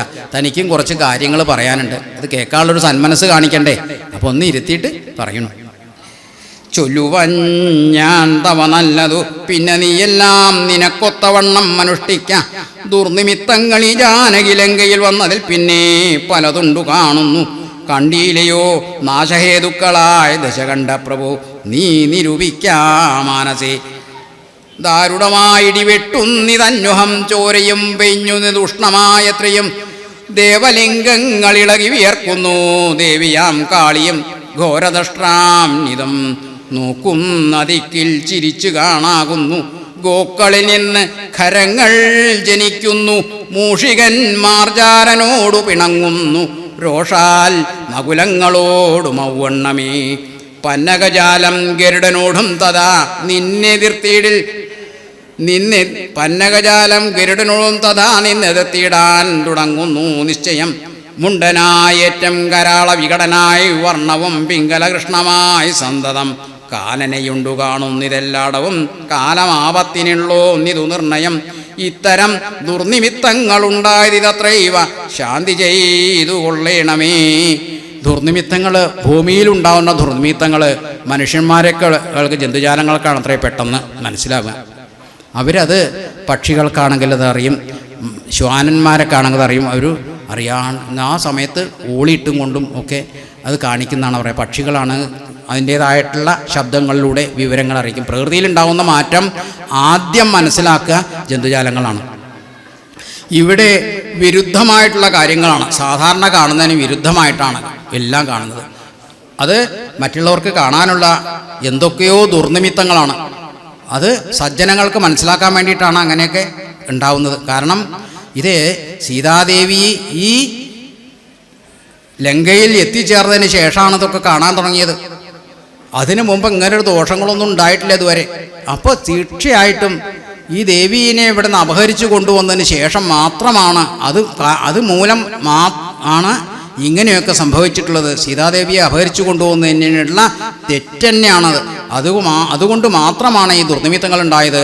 അപ്പോൾ ഈ ദുർനിമിത്തങ്ങളൊക്കെ കാണുമ്പോൾ രാവണ, നീയ് ഇത് മനസ്സിലാക്കിക്കൊണ്ട് നിന്റെ തെറ്റ് തിരുത്തണം. നമ്മളുടെ രാജ്യവും നാടും രാജ്യവും ജനങ്ങളെയും നീ സംരക്ഷിക്കേണ്ടവനാണ്. അവർക്ക് ഒരാൾക്കും ഒരു അപകടവും വരാൻ പാടില്ല എന്ന് പറഞ്ഞുകൊണ്ട് വേണം. നമ്മളെ മുഖ്യമന്ത്രിയൊക്കെ പറഞ്ഞിട്ടില്ലേ, ഓരോ ജന്മവും ഓരോ മനുഷ്യനും നമുക്ക് അത്രയും പ്രിയപ്പെട്ടതാണ്. എത്ര കോടി രൂപ വേണമെന്നുണ്ടെങ്കിലും ചിലവഴിച്ചോളൂ, എന്നാലും ആ പ്രാണനെ നമുക്ക്, ആ ദേഹമെങ്കിലും നമുക്ക് കിട്ടണം എന്ന് പറഞ്ഞിട്ടുള്ള പ്രയത്നങ്ങൾക്ക് വേണ്ടിയല്ലേ അദ്ദേഹം പറയണത്. അപ്പോൾ ഇതൊക്കെ ഓരോ ഭരണസ്ഥാനത്തിലിരിക്കുമ്പോൾ അവർക്ക് വേണ്ടി പറയേണ്ടി വരും. കാരണം അവിടെ നമ്മൾ ഓരോ സ്ഥാനത്തിരിക്കുന്നവരോട് അത് ഉപദേശിക്കുന്നവരും ആ വാക്ക് തന്നെയാണ് പറയേണ്ടത്. അത് പ്രകാരം കേട്ടിട്ട് അദ്ദേഹം പറയുകയാണ് നമ്മൾ ചെയ്യേണ്ടത്. അപ്പോൾ പൊതുവായിട്ടുള്ള ഒരു രാജ്യത്തിൻ്റെ നാശം വരാതിരിക്കുന്നതിന് വേണ്ടിയിട്ട് ഇത് എന്ത് കാരണം കൊണ്ടാണ് ഉണ്ടായത് ഞാൻ മനസ്സിലാക്കുന്നത് സീതാദേവിയെ ഇവിടെ കൊണ്ടുവന്നിരുത്തിയിട്ടുള്ളത് കാരണം മാത്രമാണ്. നീ ഒരിക്കലും ചെയ്യാൻ പാടില്ലായിരുന്നു. ആരാണ്? ലോകമാതാവായിട്ടുള്ള ജനനിയെയാണ് നീ ഇവിടെ പിടിച്ചുകൊണ്ട് ബലാൽ കൊണ്ടുവന്ന് വെച്ചിട്ടുള്ളത്. അതേപോലെ ശ്രീരാമചന്ദ്രൻ ആരാണ് നീ മനസ്സിലാക്കിയില്ല. അദ്ദേഹം സാക്ഷാൽ നാരായണനാണ്. നീ അവരോടൊക്കെ കാണിച്ചിട്ടുള്ളത് അങ്ങേയറ്റം ദുർനയമാണ്. അതിൻ്റെ ദോഷഫലങ്ങൾ നമുക്ക് കാണിച്ചു തരാണ്. എന്തൊക്കെയാണ്? പെട്ടെന്ന് മഴക്കാറും തൊന്നുമില്ലാണ്ട് ഇടി ഇങ്ങനെ വെട്ടുക, ഘോരമായിട്ട് ഇടി വെട്ടുക. പിന്നെ അതേപോലെ തന്നെ മഴയ്ക്ക് പകരം ചോര പെയ്യുക. നല്ല ഉഷ്ണിച്ചിങ്ങനെ ഇരിക്കുന്ന സമയത്ത് ചോര അങ്ങനെ പെയ്യുക ഭൂമിയിലൊക്കെ. പിന്നെ ക്ഷേത്രങ്ങളിലൊക്കെയാണ് ദേവലിംഗങ്ങൾ, അതായത് പ്രതിഷ്ഠകളെന്നൊക്കെ ആയിട്ടുള്ള വിഗ്രഹങ്ങളൊക്കെ തന്നെ ഇളകി തെറിക്കുക. ഇരിക്കുന്നിടത്തുനിന്നൊക്കെ അഷ്ടബന്ധങ്ങളൊക്കെ പൊട്ടിച്ചുകൊണ്ട് ഇളകുക. പിന്നെ കാളി ഘോരദംഷ്ടം ആക്കിക്കൊണ്ട്, കാളിയാണ് ഏറ്റവും രൗദ്രമായിട്ടുള്ള ഭഗവതിയുടെ അത്രയും ദുഷ്ടശക്തിയായും കൊണ്ട് വേണ്ടി വരുന്ന സമയത്ത് കാളിയാണ് മഹാദേവന് ഈ സംഹാരത്തിന് ഒപ്പം ഇറങ്ങിത്തിരിക്കുന്ന കൂട്ടായിരിക്കുന്നത്. അപ്പോൾ കാളി ഭഗവതി നോക്കുന്നിടത്തൊക്കെ സംഹാരത്തിന് കൂടെ നിൽക്കുന്നതാണ്. ഭഗവാനോടൊപ്പം, ഭഗവാന്റെ ദൂതന്മാരോടൊപ്പം, ഭഗവാന്റെ വേണ്ട സൈന്യത്തോടൊപ്പം മുമ്പിൽ നിൽക്കുന്നതാണ് മഹാകാളി. അപ്പോൾ ആ കാളി നോക്കുന്നിടത്തൊക്കെ തൻ്റെ ദംഷ്ട്രം കാണിച്ചുകൊണ്ട് നോക്കി ചിരിക്കുകയാണോ എന്ന് മട്ടിൽ, അല്ലെങ്കിൽ എല്ലാവരും നോക്കി അലറുകയാണോ എന്ന് മട്ടിൽ കാണുന്നു. പിന്നെ പശുക്കളിൽ നിന്ന് കഴുതക്കുട്ടികളാണ് ഉണ്ടാവുന്നത്.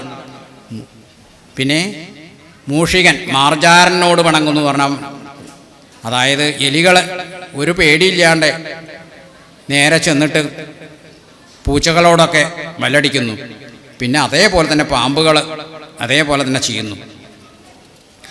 പിന്നെ പാമ്പുകളെന്താണ്? ഗരുഡനോട് യുദ്ധം ചെയ്യുന്നു. ഇതേപോലെയുള്ള ജന്തുക്കളോടൊക്കെ നേരിട്ട് എതിർക്കാൻ തയ്യാറായിരുന്നു. നോക്കുന്നിടത്തൊക്കെ യമൻ്റെ രൂപം, അതായത് മരണദൂതനെ നമ്മൾ കാണുന്നത് പോലെ തോന്നുന്നു. എങ്ങനെ? പിങ്കലം, അതായത് കറുത്ത വസ്ത്രത്തോടു കൂടി ചേർന്ന് മഞ്ഞരൂപം ധരിച്ചിട്ടുള്ള വസ്ത്രം ധരിച്ചിട്ടുള്ള യമനെയാണ് മുണ്ഡനം ചെയ്ത ശിരസ്സുമായി നടക്കുന്ന ആ യമദേവനെ മുന്നിൽ കാണുന്നത് പോലെ തോന്നുന്നു എന്ന് പറയുന്നു. ഇങ്ങനെയൊക്കെ വ്യത്യാസങ്ങൾ കാണുന്നത് എന്തോ മഹത്തായിട്ടുള്ളൊരു ആപത്ത് വരാനുണ്ടതിൻ്റെ സൂചനയായിട്ടാണ് ഈ ദുർനിമിത്തങ്ങൾ കാണുന്നത് കൊണ്ട് അതിന് പ്രതികാരം, അല്ലെങ്കിൽ അതിന് പരിഹാരം നീ ചെയ്യാൻ തയ്യാറാവണേ എന്ന് പറയാണ്. എന്താ കാരണം? വംശത്തെ രക്ഷിച്ചു കൊള്ളുവാനേതുമേ സംശയമെന്നീ സീതയെ കൊണ്ടുപോയി രാമമാതയെ വെച്ചു വന്ദിക്കാ വൈകാതെ.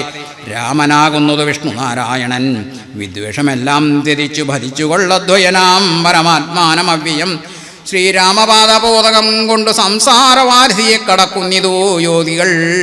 ശ്രീരാമനാമം എന്ന് പറയുന്ന ആ ഇതിലേറിയിട്ട് ശ്രീരാമനാമം മാത്രം ജപിച്ചുകൊണ്ട് ഈ സംസാരസാഗരത്തിനെ ശ്രീരാമനാമമാകുന്ന തോണിയിലേറിക്കൊണ്ട് ഈ ഭവസാഗരത്തെ മറികടക്കാൻ ശ്രമിക്കൂ എന്ന് പറയാണ്. യോഗികൾ അതാണ് സാധാരണ ചെയ്യുക. വീണ്ടും ജനനമരണ ശൃംഖങ്ങളിലൊന്നും പെടാണ്ട് ഭഗവാന്റെ പാദഭക്തി ഉണ്ടായാൽ കഴിഞ്ഞാൽ മോക്ഷത്തിലേക്ക് കുതിക്കാൻ സാധിക്കുന്നതാണ്. അതിന് സാധാരണഗതിയിൽ യോഗികൾ ചെയ്യുന്നത് എന്താണ്? ഭഗവാനെ ശ്രീരാമപാദത്തിനെ ആശ്രയിക്കുക. നാമജപം കൊണ്ട് രാമരാമ ശ്രീരാമരാമ എന്ന് ജപിച്ചുകൊണ്ടാണ് യോഗികൾ കൂടി അങ്ങനെ ചെയ്യുന്നത്. ഭക്തി കൊണ്ടന്തക്കരണവും ശുദ്ധമായ മുക്തിയെ ജ്ഞാനികൾ സിദ്ധിച്ചുകൊള്ളുന്നു. ദുഷ്ടനാം നീയും വിശുദ്ധനാം ഭക്തി കൊണ്ടൊട്ടുമേ കാലം കളയാതെ കണ്ടു നീ രാക്ഷസവംശത്തെ രക്ഷിച്ചുകൊള്ളുക. സാക്ഷാൽ മുകുന്ദനെ സേവിച്ചുകൊള്ളുക. സത്യമത്രേ ഞാൻ പറഞ്ഞതു കേവലം പഥ്യം നിനക്കിതു ചിന്തിക്കാം മനസ്സേ. മകനെ, ഞാൻ ഈ പറഞ്ഞതൊക്കെ നിന്റെ നന്മയ്ക്ക് വേണ്ടിയിട്ടാണ്, നമ്മുടെ രാജ്യത്തിൻ്റെ നന്മയ്ക്കാണ്. ഭക്തി മനസ്സിലുണ്ടായി കഴിഞ്ഞാൽ തീർച്ചയായിട്ടും അന്ധക്കരണ ശുദ്ധി ഉണ്ടാവും. നേരത്തെ പറഞ്ഞ അഹങ്കാരത്തിൻ്റെ ഒരു ഭാഗം പറയേണ്ടത് കൂടിപ്പെട്ടതാണ് അന്ധക്കരണവും. ഈ അന്ധക്കരണവും ശുദ്ധമാവും ഭക്തി ഉണ്ടായിക്കഴിഞ്ഞാൽ പിന്നെ നിനക്ക് വിശേഷമായിട്ടുള്ള ജ്ഞാനവും ഉണ്ടാവും ഭക്തി കൊണ്ട്. ഈ വിശേഷമായിട്ടുള്ള ജ്ഞാനം ജപിച്ചു കഴിഞ്ഞാൽ ഇപ്പോൾ തോന്നുന്ന വിദ്വേഷഭക്തി, നിൻ്റെ മനസ്സിലുണ്ടാകുന്ന ഉരുക്കൊണ്ടിരിക്കുന്ന ഈ രാമനോടുള്ള വിദ്വേഷം, ഈശ്വരനോടുള്ള വിദ്വേഷം എല്ലാം മാറിക്കൊണ്ട് സ്നേഹവും ഭക്തിയും മറ്റ് എല്ലാവരോടും അതിരറ്റ വാത്സല്യവും എല്ലാം ഉണ്ടായിത്തീരും. അപ്പോൾ ഭക്തിയാണ് നിൻ്റെ മനസ്സിനെ ഉള്ള മാലിന്യങ്ങളെ കഴുകിക്കളയാനുള്ള ഉത്തമമായിട്ടുള്ള സാധന. ഭക്തി ഉണ്ടെങ്കിൽ ഇതെല്ലാം കൈവരുമെന്നാണ് പറയണത്. ജ്ഞാനമില്ലാത്തവർക്ക് അല്ലെങ്കിൽ ഭക്തി ഉണ്ടായിക്കഴിഞ്ഞാൽ, ഭഗവാനിലുള്ള ഉറച്ച വിശ്വാസം മനസ്സിൽ ഉദിച്ചു കഴിഞ്ഞാൽ പതുക്കെ പതുക്കെ ഭജനകളും കീർത്തനങ്ങളും ഒക്കെ പാടി മനസ്സ് തെളിഞ്ഞു കഴിഞ്ഞാൽ അറിയാതെ നമുക്ക് ജ്ഞാനവും കൂടി ഇങ്ങനെ ഒഴുകി വരും. അങ്ങനെയുള്ള ജ്ഞാനം, അമ്മയുടെ ഉപാസന, ഒരു പരിധിവരെ എനിക്ക് അമ്മയുടെ മുമ്പിൽ വന്ന് പറഞ്ഞ് പ്രാർത്ഥിച്ചിട്ട് എനിക്ക് കിട്ടിയിട്ടുണ്ട്. എൻ്റെ അമ്മയാണ് എന്നിലൂടെ ഇപ്പോൾ പറയാൻ നിങ്ങളുടെ മുന്നിലെത്തി എന്നെ ഇരുത്തി പറയിക്കുന്നത് കാടാമ്പുഴ അമ്മയാണ്. ആ അമ്മയുടെ അനുഗ്രഹമാണ് നിങ്ങളുടെ മുമ്പിൽ നിന്നിങ്ങനെ പറയാനും എന്തെങ്കിലും എഴുതാനുണ്ടെങ്കിൽ അതിനെ ശക്തി തരുന്നതും ഒക്കെ അമ്മയുടെ കഴിവാണ്. 40-45 വർഷം എനിക്ക് അമ്മയുടെ പാദങ്ങളെ സേവിക്കാൻ കഴിഞ്ഞു. അതിൻ്റെ ആ ഒരു സ്നേഹം, ആ ഒരു വാത്സല്യം എൻ്റെ രണ്ടാമത്തെ അമ്മയെയും കൊണ്ട് ഞാൻ അമ്മേ എന്ന് വിളിച്ചാൽ വിളിയേക്കുന്ന തരത്തിലേക്ക് എനിക്ക് ഉപാസന ചെയ്യാൻ കഴിഞ്ഞതുകൊണ്ട് എനിക്ക് എൻ്റെ നേരിട്ടുള്ള നേരത്തെ പറഞ്ഞ അനുഭവജ്ഞാനത്തിനെ പറ്റി ഞാൻ പറയുണ്ടായി നിങ്ങളോട്. ജ്ഞാനം എന്ന് പറഞ്ഞാൽ എന്താണെന്നുള്ളത് പുസ്തകങ്ങളിൽ നിന്ന് കിട്ടുന്ന ജ്ഞാനത്തിനേക്കാളും ഏറ്റവും ഉപരിയാണ് അനുഭവത്തിൽ നിന്ന് കിട്ടുന്ന ജ്ഞാനം. ആ അനുഭവജ്ഞാനം വെച്ചുകൊണ്ട് പറയാണ് കാടാമ്പുഴ അമ്മേ എന്ന് വിളിച്ചുകൊണ്ടാണ് ചെന്ന് നമ്മൾ ആ അമ്മയെ ധ്യാനിച്ചുകൊണ്ട് പറയുമ്പോൾ തീർച്ചയായിട്ടും നമ്മളിലുള്ള ധാർമ്മികമായിട്ടുള്ള പ്രവൃത്തികളും എല്ലാം കണ്ടുകൊണ്ട് അമ്മയ്ക്കുണ്ടാകുന്ന വാത്സല്യവും സ്നേഹവും നമുക്ക് അനുഗ്രഹമായിട്ടും ജ്ഞാനമായിട്ടും തരുന്നു. ആ ജ്ഞാനമാണ് ഞാൻ പിന്നീട് എനിക്ക് ഇത്രയെങ്കിലും ഈ നിലവാരത്തിലേക്ക് ഉയരാൻ സാധിച്ചതും, ഞാൻ ഉയർന്നു എന്നുള്ളത് ഞാൻ സ്വയം പറയുന്നില്ല, പക്ഷേ എനിക്ക് പലതും ചെയ്യാൻ സാധിച്ചിട്ടുണ്ട്. ഞാൻ ഭഗവതിയുടെയും അനുഗ്രഹം കൊണ്ടാണ് അന്ന് നാരായണീയം മുഴുവൻ 100 ദശകവും ശുദ്ധമായിട്ടുള്ള വൃത്താനുവൃത്തം തർജ്ജമ ചെയ്തുകൊണ്ട് എനിക്ക് പൂർത്തിയാക്കാൻ സാധിച്ചത്. ഗുരുവായൂർ ദേവസ്വം അത് ഏറ്റെടുത്തിട്ടുണ്ട്. താമസമില്ലാണ്ട് അത് പ്രസിദ്ധീകരണ യോഗ്യമാവും. അപ്പോൾ അതേപോലെ ഓരോ കൃതി എഴുതുമ്പോഴും എല്ലാം നമുക്ക് വേണ്ട ജ്ഞാനം തന്നിട്ടുള്ളത് ഭഗവാൻ തന്നെയാണ്. ഓരോരുത്തർക്കും അതാണ്. ഭക്തി ആരിലുണ്ടെങ്കിലും അത് മനസ്സിനെ ശുദ്ധമാക്കി കഴിഞ്ഞാൽ ശുദ്ധമായിട്ടുള്ള ചിന്തകൾ മനസ്സിലേക്ക് ആവിർഭവിക്കും. ഗുരുവിൻ്റെ അനുഗ്രഹം, ഭഗവാന്റെ അനുഗ്രഹം ഇതെല്ലാം കൂടി ഒത്തുചേരുമ്പോൾ നമുക്ക് സാധിക്കാൻ സാധിക്കാത്ത ഒരു കാര്യമില്ല. അത് ന്യായമായിട്ടുള്ള കാര്യങ്ങൾ മാത്രം ആഗ്രഹിക്കുക. അതാണ് അന്യായമായിട്ടുള്ളൊരു കാര്യം നമ്മൾ ആഗ്രഹിക്കാതിരിക്കുക. അപ്പോൾ അങ്ങനെയൊക്കെ വരുമ്പോൾ തീർച്ചയായിട്ടും ആ ന്യായമായിട്ടുള്ള കാര്യം നമ്മൾ അപേക്ഷിച്ചാൽ ഭഗവാൻ അല്ലെങ്കിൽ ഭഗവതി അത് നമുക്ക് സാധിപ്പിച്ചു തരും. അപ്പോൾ അതുകൊണ്ടാണ് പറയണത്, ഭക്തി കൊണ്ടന്തക്കരണവും ശുദ്ധമായി മുക്തിയെ ജ്ഞാനികൾ സിദ്ധിച്ചുകൊള്ളുന്നു. ദുഷ്ടനാം നീയും വിശുദ്ധനാം ഭക്തി കൊണ്ടൊട്ടുമേ കാലം കളയാതെ കണ്ടു നീ രാക്ഷസവംശത്തെ രക്ഷിച്ചുകൊള്ളുക. സാക്ഷാൽ മുകുന്ദനെ സേവിച്ചുകൊള്ളുക. സത്യമത്രേ ഞാൻ പറഞ്ഞതു കേവലം പഥ്യം നിനക്കിതു ചിന്തിക്കമാനസേ. സാന്ത്വനപൂർവം ദശമുഖൻ തന്നോടു ശാന്തനാം മാല്യവാൻ വംശരക്ഷാർത്ഥമായി ചൊന്നതു കേട്ട് പുറഞ്ഞു ദശമുഖൻ. പിന്നെയും മാല്യവാൻ തന്നോട് ചൊല്ലിനാൻ, മാനവനായ കൃപണനാം രാമനെ മാനസെ മാനിപ്പതിനെന്തു കാരണം? മർക്കടാലംബനം നല്ല സാമർഥ്യമെന്നുൾക്കാമ്പിലോർക്കുന്നവൻ ജളനെത്രയും. രാമൻ നിയോഗിക്കയാൽ വന്നിതെന്നോടു സമപൂർവം പറഞ്ഞു ഭവാൻ നിർണയം. അങ്ങ് പറയുന്ന ഈ കാര്യങ്ങളൊക്കെ കേൾക്കുമ്പോൾ എനിക്ക് തോന്നുന്നത് അങ്ങ് സത്യത്തിൽ രാമൻ്റെ ഒരു ദൂതൻ തന്നെയാണെന്നാണ് തോന്നുന്നത്. കാരണം ഇത്രയും ഇഷ്ടമായിട്ടുള്ള ഒരാൾ രാമനെ മാത്രം അങ്ങനെ പുഴ്ത്തിക്കൊണ്ട് എന്നോട് ഇങ്ങനെ പറയുക, എനിക്കാണെങ്കിലോ അത് കേൾക്കാൻ കൂടി ഒട്ടും താല്പര്യമില്ല. എന്നിട്ടും അങ്ങ് രാമനെ ഇങ്ങനെ വാഴ്ത്തി വാഴ്ത്തി പറഞ്ഞുകൊണ്ട് അങ്ങ് രാമൻ്റെ ദൂതൻ തന്നെയാണോ എന്നാണ് തോന്നുന്നത്. പിന്നെ പോരാത്തത്, ഈ രാമൻ എന്ന് പറഞ്ഞവൻ വന്നിട്ടുള്ളവന് ആരാണ് അവലംബമായിട്ട്? നോക്കൂ, അവനെ എന്തിനാ കുറച്ച് വാനരങ്ങളെ കൂടിയിട്ടുണ്ടെന്നുള്ളതാണ്ട് എന്താണ് അവൻ്റെ ബലമായിട്ടുള്ളത്? ഇങ്ങനെയൊക്കെയുള്ള വാനരന്മാരെ ഒക്കെ കൂട്ടുപിടിച്ചുകൊണ്ട് എന്നോട് എതിർക്കാൻ വന്നിട്ടുള്ള ഈ രാമൻ എന്ന് പറഞ്ഞവനോട് അങ്ങക്കുള്ള ഈ ഭക്തി. രാമൻ വളരെ നിസ്സാരനാണ്. എൻ്റെ മുമ്പിൽ വന്ന് നിൽക്കാനൊന്നും അവനുള്ള ത്രാണിയില്ല. അതുകൊണ്ട് അങ്ങ് ഈ പറഞ്ഞതൊക്കെ വെറുതെയാണ്. അങ്ങ് സത്യത്തിൽ എനിക്കിത് തോന്നുമ്പോൾ അങ്ങയോടുള്ള ഭക്തിയൊന്നും തോന്നുന്നില്ല. അങ്ങയോട് എനിക്ക് ഒരിക്കലും എൻ്റെ മുത്തശ്ശനാണ് എന്നുള്ള ഒരു ഭക്തിയോ അല്ലെങ്കിൽ അങ്ങനെയൊന്നും എനിക്ക് തോന്നുന്നില്ല. കാരണം അങ്ങൊരു വിഡ്ഢിയാണെന്നാണ് എനിക്ക് തോന്നുന്നത്.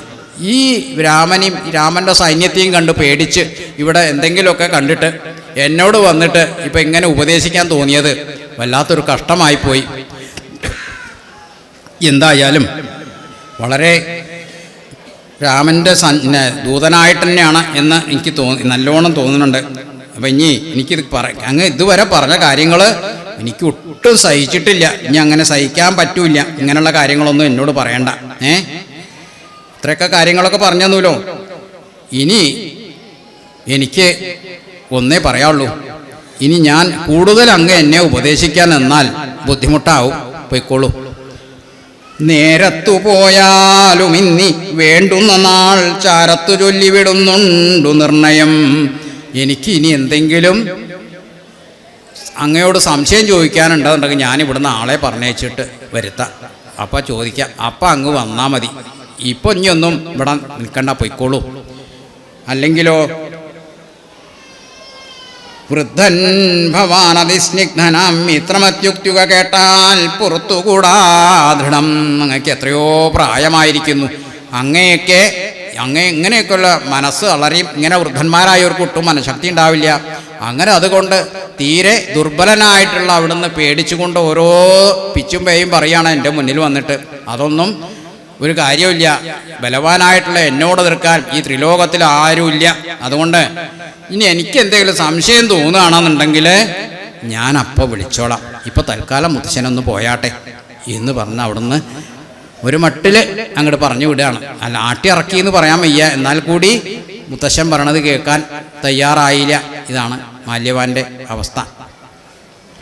ബാക്കിയുള്ള കാര്യങ്ങൾ സത്യത്തിൽ നാളെ പറയാനുള്ളതാണ്. എന്നാൽ നമുക്ക് കുറച്ച് രാമസ്തുതികൾ ചെല്ലാം. രാമ രാമ ഹരേ രാമ പാഹി മാം, രാമചന്ദ്ര പ്രഭോ ദേവ പാഹി മാം. ആമയങ്ങളൊഴിഞ്ഞു പോയിടുവാൻ നീയൊഴിഞ്ഞില്ലൊരാശ്രയം ശ്രീപദേ. ആമയങ്ങളൊഴിഞ്ഞു പോയിടുവാൻ നീയൊഴിഞ്ഞില്ലൊരാശ്രയം ശ്രീപദേ. രാമ രാമ ഹരേ രാമ പാഹി മാം, രാമചന്ദ്ര പ്രഭോ ദേവ പാഹി മാം. ആമയങ്ങളൊഴിഞ്ഞു പോയിടുവാൻ നീയൊഴിഞ്ഞില്ലൊരാശ്രയം ശ്രീപദേ.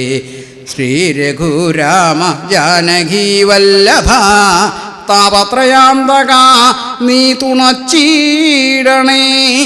ശ്രീരഘുരാമ ജാനകി വല്ലഭ താപത്രയാന്തക നീ തുണച്ചീടണേ. താമസഭാവശീലവേദോഷങ്ങളൻ മനസത്തിൽ കലരാതിരിക്കണേ. താമസഭാവശീലദോഷങ്ങളൻ മാനസത്തിൽ കലരാതിരിക്കണേ.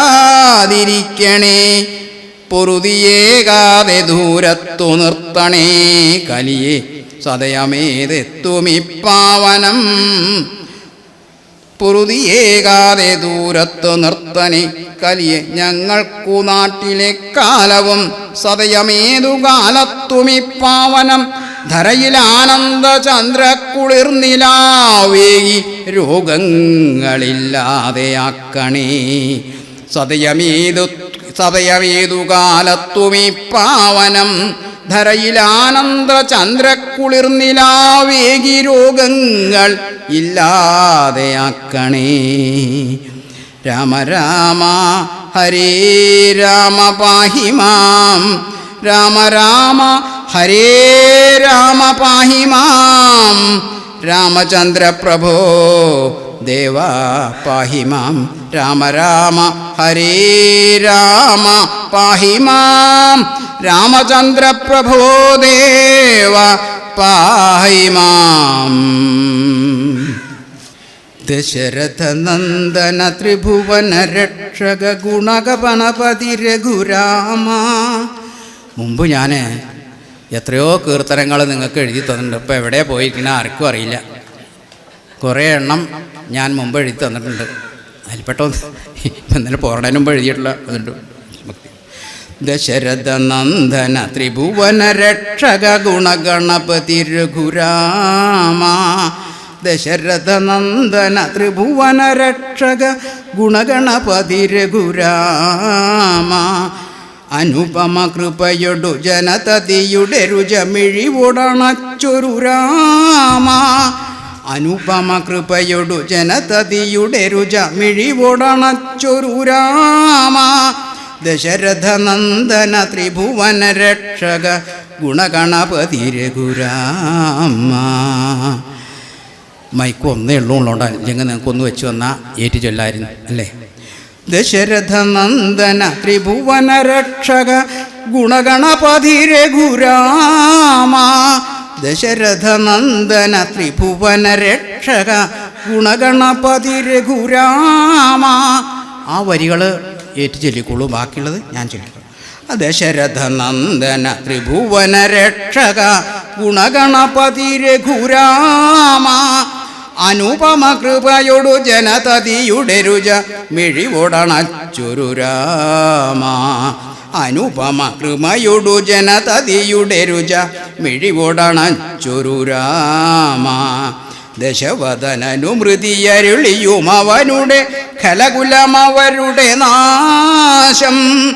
വിരവടു കൃതമതധരയുടെ ഭരമതു പകുതി കുറച്ചൊരു രാമ. ദശവദനനു മൃതിയരുളിയും അവനുടെ ഖലകുലമവരുടെ നാശം. വിരവടു കൃതമതധരയുടെ ഭരമതു പകുതി കുറച്ചൊരു രാമ. പകുതി കുറച്ചൊരു രാമ. ദശരഥ നന്ദന ത്രിഭുവന രക്ഷക ഗുണഗണപതി രഘുരാമ. തവ ചരണകളിത പൊടിമണിയണിഞ്ഞൊരു തവ ചരണകളിത പൊടികളണിഞ്ഞൊരു ധരയിലണഞ്ഞു നമിക്കാൻ. തനുവൊടു മനവും കുതുകമൊടെല്ലാം മനുദിനമിഹ കഴിയുന്നു. തവ ചരണകളിത പൊടികളണിഞ്ഞൊരു ധരയിലണഞ്ഞു നമിക്കാൻ.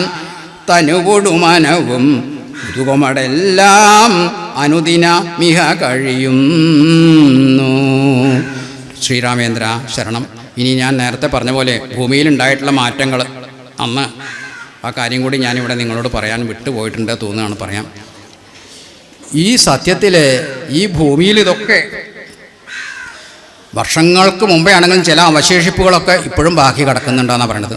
നേരത്തെ പറഞ്ഞ നമ്മൾ രാമസേതുവിൻ്റെ അവശിഷ്ടം ഇപ്പോഴും അവിടെ കിടക്കുന്നുണ്ട്. അതേപോലെ തന്നെയാണ് ലങ്കയുടെ രാവണൻ്റെ കോട്ടയുടെയും കാര്യം. രാവണൻ്റെ ഇന്നും ലങ്കയിലുണ്ട് എന്നാ പറയുന്നത്. സിഗിരിയ ലൈൻ റോക്ക് എന്നാണ് ഇപ്പോൾ അത് പുതിയതിൽ അറിയപ്പെടുക. സിഗിരിയ ലൈൻ റോക്ക് എന്ന പേരിൽ ഇപ്പോൾ പുതിയ ലങ്കൻ ഗവൺമെൻറ് ലങ്കയുടെ പുരാവസ്തു വകുപ്പിൻ്റെ കീഴിൽ ആ കോട്ടയുടെ അവശിഷ്ടങ്ങളൊക്കെ നമ്മളിപ്പോൾ ഇതിപ്പോൾ ധാരാളം മീഡിയകളാണ് ഇതൊക്കെ റിപ്പോർട്ട് ചെയ്യുന്നത്. അതായത് മറ്റുള്ളതിൽ പേപ്പറിലൊന്നും കാണില്ല, മറ്റേ ഓരോരോ നോക്കിക്കഴിഞ്ഞാൽ അപ്പോൾ അവിടെ നല്ല ടൂറിസ്റ്റ് കേന്ദ്രങ്ങളാക്കി മാറ്റിക്കണാണ്. ചില രാജ്യങ്ങളൊക്കെ ടൂറിസത്തിന് കൂടുതൽ പ്രാധാന്യം കൊടുത്തുകൊണ്ട്. കാരണം എന്താ വെച്ചോ, ടൂറിസത്തിന് നല്ല വരുമാനമാണ്. ഇപ്പം നമ്മൾക്ക് ഇവിടെ നിന്ന് ശരിക്കും പോവുകയാണെങ്കിൽ സാധാരണ സിലോണിൽ എത്തിക്കഴിഞ്ഞാൽ യാത്രാ ചെലവ് എത്രയോ സാധാരണക്കാർക്ക് എത്താൻ വഴിയാത്തതാണ്. ധാരാളം പണവും കാര്യങ്ങളും ഉള്ളവർക്ക് വേണമെന്നുണ്ടെങ്കിൽ പോയാൽ, പക്ഷേ 10,000-4,000 ഉറുപ്പ്യ വേണം, 4,500 ഉറുപ്പ്യ വേണം അത്രേ സിലോണിലെത്തിയിട്ട് ഈ സിഗിരിയൻ കോട്ട കാണാൻ ടിക്കറ്റ് എടുക്കാൻ. പിന്നെ നമ്മൾ സാർക്ക് രാജ്യങ്ങളിൽ പെടുന്ന ഒരു രാജ്യമായതുകൊണ്ട് നമുക്ക് അതിൽ പകുതി കൊടുത്താൽ മതി എന്നാണ് പറയണത്. സിഗിരിയൻ കോട്ട കാണാമെന്ന് പറഞ്ഞാൽ അത് ഇതേപോലെ തന്നെ കുറേ കാര്യങ്ങൾ നശിച്ചു പോയിട്ടുണ്ട്. എന്നാലും ഇപ്പോഴും അതിൻ്റെ ബാക്കി ഭാഗങ്ങൾ അവിടെ കിടക്കുന്നുണ്ടെന്നാണ് പറയുന്നത്. ചെന്ന ഭാഗത്ത് സിംഹത്തിൻ്റെ കാലുകളോടി 2 പാദങ്ങൾ ബാക്കി വെച്ചുകൊണ്ട് ബാക്കിയുള്ള ആ സിംഹപ്രതിമയൊക്കെ ഉടഞ്ഞു പോയിരിക്കുന്നു. എന്നിട്ട് ആ ബാക്കിയുള്ള ആവശ്യ ഭാഗങ്ങൾ സംരക്ഷിച്ചു പോന്ന് നല്ലൊരു പരിപാലിച്ചു കൊണ്ട് നടക്കുന്നുണ്ട് ആ കോട്ട എന്നാണ് പറയുന്നത്. കയറി നല്ല ഉയരങ്ങളിലോളം എത്തണം. അങ്ങനെ കയറി പോയി കഴിഞ്ഞാൽ ചുറ്റുപാട് മുഴുവൻ സിലോൺ ലങ്ക മുഴുവൻ കാണുന്ന അത്ര നമ്മളന്ന് പറഞ്ഞ ത്രികൂടാചലം എന്ന് പറയണ ആ സംഭവമാണ് അവിടെ സിഗിരിയ ലൈൻ നോക്കെന്ന് പറഞ്ഞിട്ട് ഇവർ മാറ്റിയിട്ട്. അപ്പോൾ അത് പറഞ്ഞാൽ ലങ്കൻ ഗവൺമെൻറ് മാറി വന്നപ്പോഴേക്ക് കാലങ്ങൾ പോയില്ലേ, തലമുറകൾ മാറിപ്പോയില്ലേ. സിംഹള രാജാക്കന്മാർ അവിടെ ഉണ്ടായിരുന്നു. സിംഹള നമ്മൾ പഠിച്ചിട്ടുണ്ടാവില്ലേ, സിംഹളന്മാർ ഭരിച്ചിരുന്ന ഒടുക്കം അവരുടെ സ്വാധീനത്തിലായിരിക്കണം ആ കോട്ട പിന്നീട് വന്നു കഴിഞ്ഞത്. അപ്പോൾ അങ്ങനെ 2 ഇവരുണ്ടായിട്ടുണ്ട്. സിഗിരിയൻ ലൈൻസിൽ കൊണ്ട് 2 രാജാക്കന്മാർ പിന്നീട് സിംഹള രാജാവിൻ്റെ പുത്രനായിട്ടുള്ള മുകിലെന്നും പറഞ്ഞ കപിലെന്ന് പറഞ്ഞിട്ട് 2 പുത്രന്മാരുണ്ടായെന്നാണ് പറയണത്. ഇവരെ തമ്മിൽ അവിടെ പറഞ്ഞ ഇത് അവിടെ അങ്ങനെ പറഞ്ഞു പറഞ്ഞ കിംവദന്തികളാണ് പറഞ്ഞു കേട്ടിട്ടേ. ശരിക്കും നമ്മൾ പറഞ്ഞത് നമ്മളെന്താ കേട്ടത്, രാവണനും അതേപോലത്തെ രാവണൻ്റെ ജ്യേഷ്ഠനായിട്ടുള്ള കുബേരനാണ് ഉണ്ടാക്കി കൊടുത്ത രാജ്യമാണത്. പൗലോസ്യ മഹർഷി കുബേരനാക്കിക്കൊണ്ട് സൃഷ്ടിച്ചു കൊടുത്തിട്ടുള്ള രാജ്യമാണ് ലങ്ക. അവിടുന്ന് തപസ് കൊണ്ട് തൻ്റെ വീര്യമൊക്കെ വർദ്ധിച്ചു കഴിഞ്ഞപ്പോൾ രാവണൻ തൻ്റെ ജ്യേഷ്ഠനായിട്ടുള്ള ആ കുബേരനെയൊക്കെ അവിടെ നാട്ടിപ്പായിച്ച് തട്ടിയെടുത്തതാണ് ലങ്ക. അതേപോലുള്ള മറ്റുള്ള ഉപോത്ബലകമായിട്ടുള്ളൊരു കഥയാണ് ഇവർ പറയണത്. മുകിലൻ ഇതേപോലെ തന്നെ ജ്യേഷ്ഠനാണ്. പക്ഷേ നേരത്തെ പറഞ്ഞിട്ടുള്ള മറ്റേ രാജകുമാരൻ മിഥിലിനെയൊക്കെ അവിടെ നിന്ന് ആട്ടി ഓടിച്ച് അച്ഛനെയൊക്കെ വധിച്ചിട്ട് രാജ്യാവകാശം കൈയടക്കി എന്നൊക്കെ പറഞ്ഞുകൊണ്ടാണ് അവിടെ ഇങ്ങനെ കിംവദന്തികളായിട്ട് പറഞ്ഞ ഇവർ ചെന്ന് കഴിഞ്ഞാൽ ഗൈഡുകളൊക്കെ പറഞ്ഞു കൊടുക്കുന്ന കഥയാണ്. പക്ഷേ എന്തൊക്കെയാണെങ്കിലും ഭൂമിയിലുണ്ടാകുന്ന നിരന്തരമായിട്ടുള്ള മാറ്റങ്ങൾക്ക് വിധേയമാണ് ഭൂമി, ഇല്ലേ? അപ്പോൾ ഇത്രയും കാലം യുഗങ്ങൾക്ക് മുമ്പുണ്ടായിരുന്ന ഒരു സംഭവം സത്യം തന്നെയായിരുന്നു. അത് കുറച്ചൊക്കെ മാറ്റങ്ങൾ നമ്മൾ വരുത്തിക്കൊണ്ട് ഈ കവികൾ എഴുതുന്ന കൂട്ടത്തിലും കുറച്ചുകൂടിയൊക്കെ അതിശയോക്തിപരമായിട്ട് ചില കാര്യങ്ങളൊക്കെ പറഞ്ഞിട്ടുണ്ടെങ്കിലും കൂടി സത്യസന്ധമായിട്ടുണ്ടായിരുന്ന കാര്യങ്ങൾ തന്നെയായിരുന്നു. കേവലം രാമനും ഇതൊന്നും ഒരു മിഥ്യയാണ്, ഒരു മിത്താണ് എന്നുള്ളത് ആരെങ്കിലും പറയുകയാണെങ്കിൽ ഒരിക്കലും സത്യമല്ല. പക്ഷേ രാജാവിൻ്റെ രൂപത്തിൽ വന്നിട്ട് മനുഷ്യനെ പോലെ സാധാരണക്കാർക്ക് വേണ്ടി ഭരിച്ച് മറ്റുള്ളവർക്ക് വേണ്ടിയിട്ട് എങ്ങനെയൊക്കെ മാതൃകയായിരിക്കണമെന്ന് സ്വയം കാണിച്ചു കൊടുത്തിട്ടുള്ള ഒരു രാജൻ എന്ന് വാൽമീകി നമ്മളെ കാണിച്ചു തന്നപ്പോൾ ഇവിടെ മറിച്ച് രാജൻ മാത്രമല്ല, അദ്ദേഹം ദൈവത്തിൻ്റെ അവതാരം കൂടിയായിരുന്നു എന്ന് നമുക്ക് എഴുത്തച്ഛൻ പറഞ്ഞു തന്നുകൊണ്ടാണ്.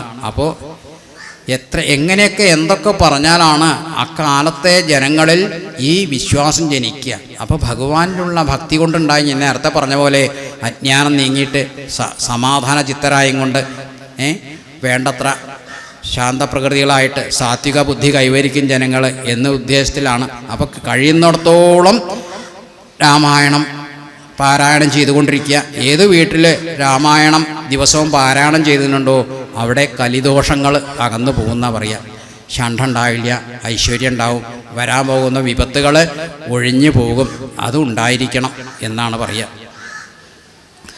ഇതൊക്കെ അനുഭവം കൊണ്ടൊക്കെ പറയുന്നതാണ്. എൻ്റെ വീട്ടിൽ ദിവസവും ചെല്ലും, രാമായണം ചെല്ലും. ഞാനല്ല, എൻ്റെ സഹോദരി ചെല്ലിക്കൊണ്ടിരിക്കും. വീടിൻ്റെ അടുത്ത് അടുത്ത വെള്ളിയാഴ്ച ഒരു വലിയൊരു മരം ഉണ്ടായിരുന്നു. അത് പുഴങ്ങിയിട്ട് വീടിൻ്റെ പുറത്തേക്ക്, തറവാട്ട് വീടാണ്, എന്തോ ശരിയ, അതിന് തൊട്ടടുത്തൊരു തെങ്ങുണ്ട്. ആ തെങ്ങിൻ്റെ മുകളിലേക്കാണ് അത് ഒന്ന് വീണത്. അപ്പോൾ അത് വീടിന് കാര്യമായിട്ടൊരു നാശവും വരുത്താണ്ട്. അപ്പോൾ ഇതൊക്കെ വേണമെന്നുണ്ടെങ്കിൽ അത് വീട് കഴിഞ്ഞാൽ ഞങ്ങളെ വീട് മുഴുവൻ തകർന്നു പോയിരുന്നു. ഭഗവാന്റെ ഒരു അനുഗ്രഹം കൊണ്ട് ഒന്നും സംഭവിക്കാതെ ഇന്നിപ്പോൾ ഞാൻ വരുമ്പോൾ അവിടെ വെട്ടുന്നുണ്ട്, അതൊക്കെ വെട്ടി മാറ്റാൻ പറഞ്ഞ്. അപ്പോൾ ഇതൊക്കെ ഈശ്വരാനുഗ്രഹം. രാമായണം എവിടെ വായിക്കുന്നുണ്ടോ അവിടെ എല്ലാവർക്കും കിട്ടും. എനിക്ക് മാത്രമല്ല, നിങ്ങൾ ഓരോരുത്തർക്കും ദിവസേന രാമായണം കുറച്ചെങ്കിലും ഭക്തിയോടുകൂടി ശ്രീരാമനാമന്ത്രം ജപിച്ചുകൊണ്ട് വായിച്ചോളൂ. അതിൻ്റേതായിട്ടുള്ള ഗുണം. പിന്നെ ഏതൊക്കെ പ്രാരാബ്ധങ്ങളും വിഷമങ്ങളുണ്ടെങ്കിലും ഈ രാമായണം നമ്മൾ കൈകാര്യം ചെയ്യുന്നതോടുകൂടി ആ വിഘ്നങ്ങൾ തീർച്ചയായിട്ടും മാറും. ഓടി വന്നിട്ട് മുട്ടറക്കൊന്നും വേണ്ട, ആ വിഘ്നം തന്നെ തീർന്നിട്ടുണ്ടാവും. അതാണ് രാമായണത്തിൻ്റെ മാഹാത്മ്യം. രാമരാമേതി രാമേതി ജപിച്ചുകൊണ്ടാമയം വേറിട്ടു സാധിക്ക മോക്ഷവും. സത്സംഗമത്തോടു രാമചന്ദ്രം ഭക്ത വത്സലം ലോകശരണ്യം ശരണദം ദേവം മരതക കാന്തികാന്തം രമാ സേവിതം ചാപബാണായുധം രാഘവം സുഗ്രീവസേവിതം ലക്ഷ്മണ സംയുധം രക്ഷാനിപൂർണം വിഭീഷണസേവിതം ഭക്ത്യാ നിരന്തരം ധ്യാനിച്ചു കൊൾകിലോ മുക്തി വന്നിടും അതിനില്ല സംശയം. ഹരേ രാമ ഹരേ രാമ രാമ രാമ ഹരേ ഹരേ ഹരേ കൃഷ്ണ ഹരേ കൃഷ്ണ കൃഷ്ണ കൃഷ്ണ ഹരേ ഹരേ. കാടാമ്പഴമ്മയുടെ അനുഗ്രഹം കൊണ്ടും നിങ്ങളുടെയൊക്കെ സ്നേഹവാത്സല്യം കൊണ്ടും എനിക്കിത്രയൊക്കെ എന്തൊക്കെയോ പറയാൻ കഴിഞ്ഞു. എന്തെങ്കിലും അബദ്ധമാങ്ങളായിട്ട് വന്നിട്ടുണ്ട് പോയിട്ടുണ്ടെങ്കിൽ സദയം ക്ഷമിക്കണം. കാടാമ്പഴമ്മയും തുണയ്ക്കട്ടെ, എല്ലാവരെയും അനുഗ്രഹിക്കട്ടെ.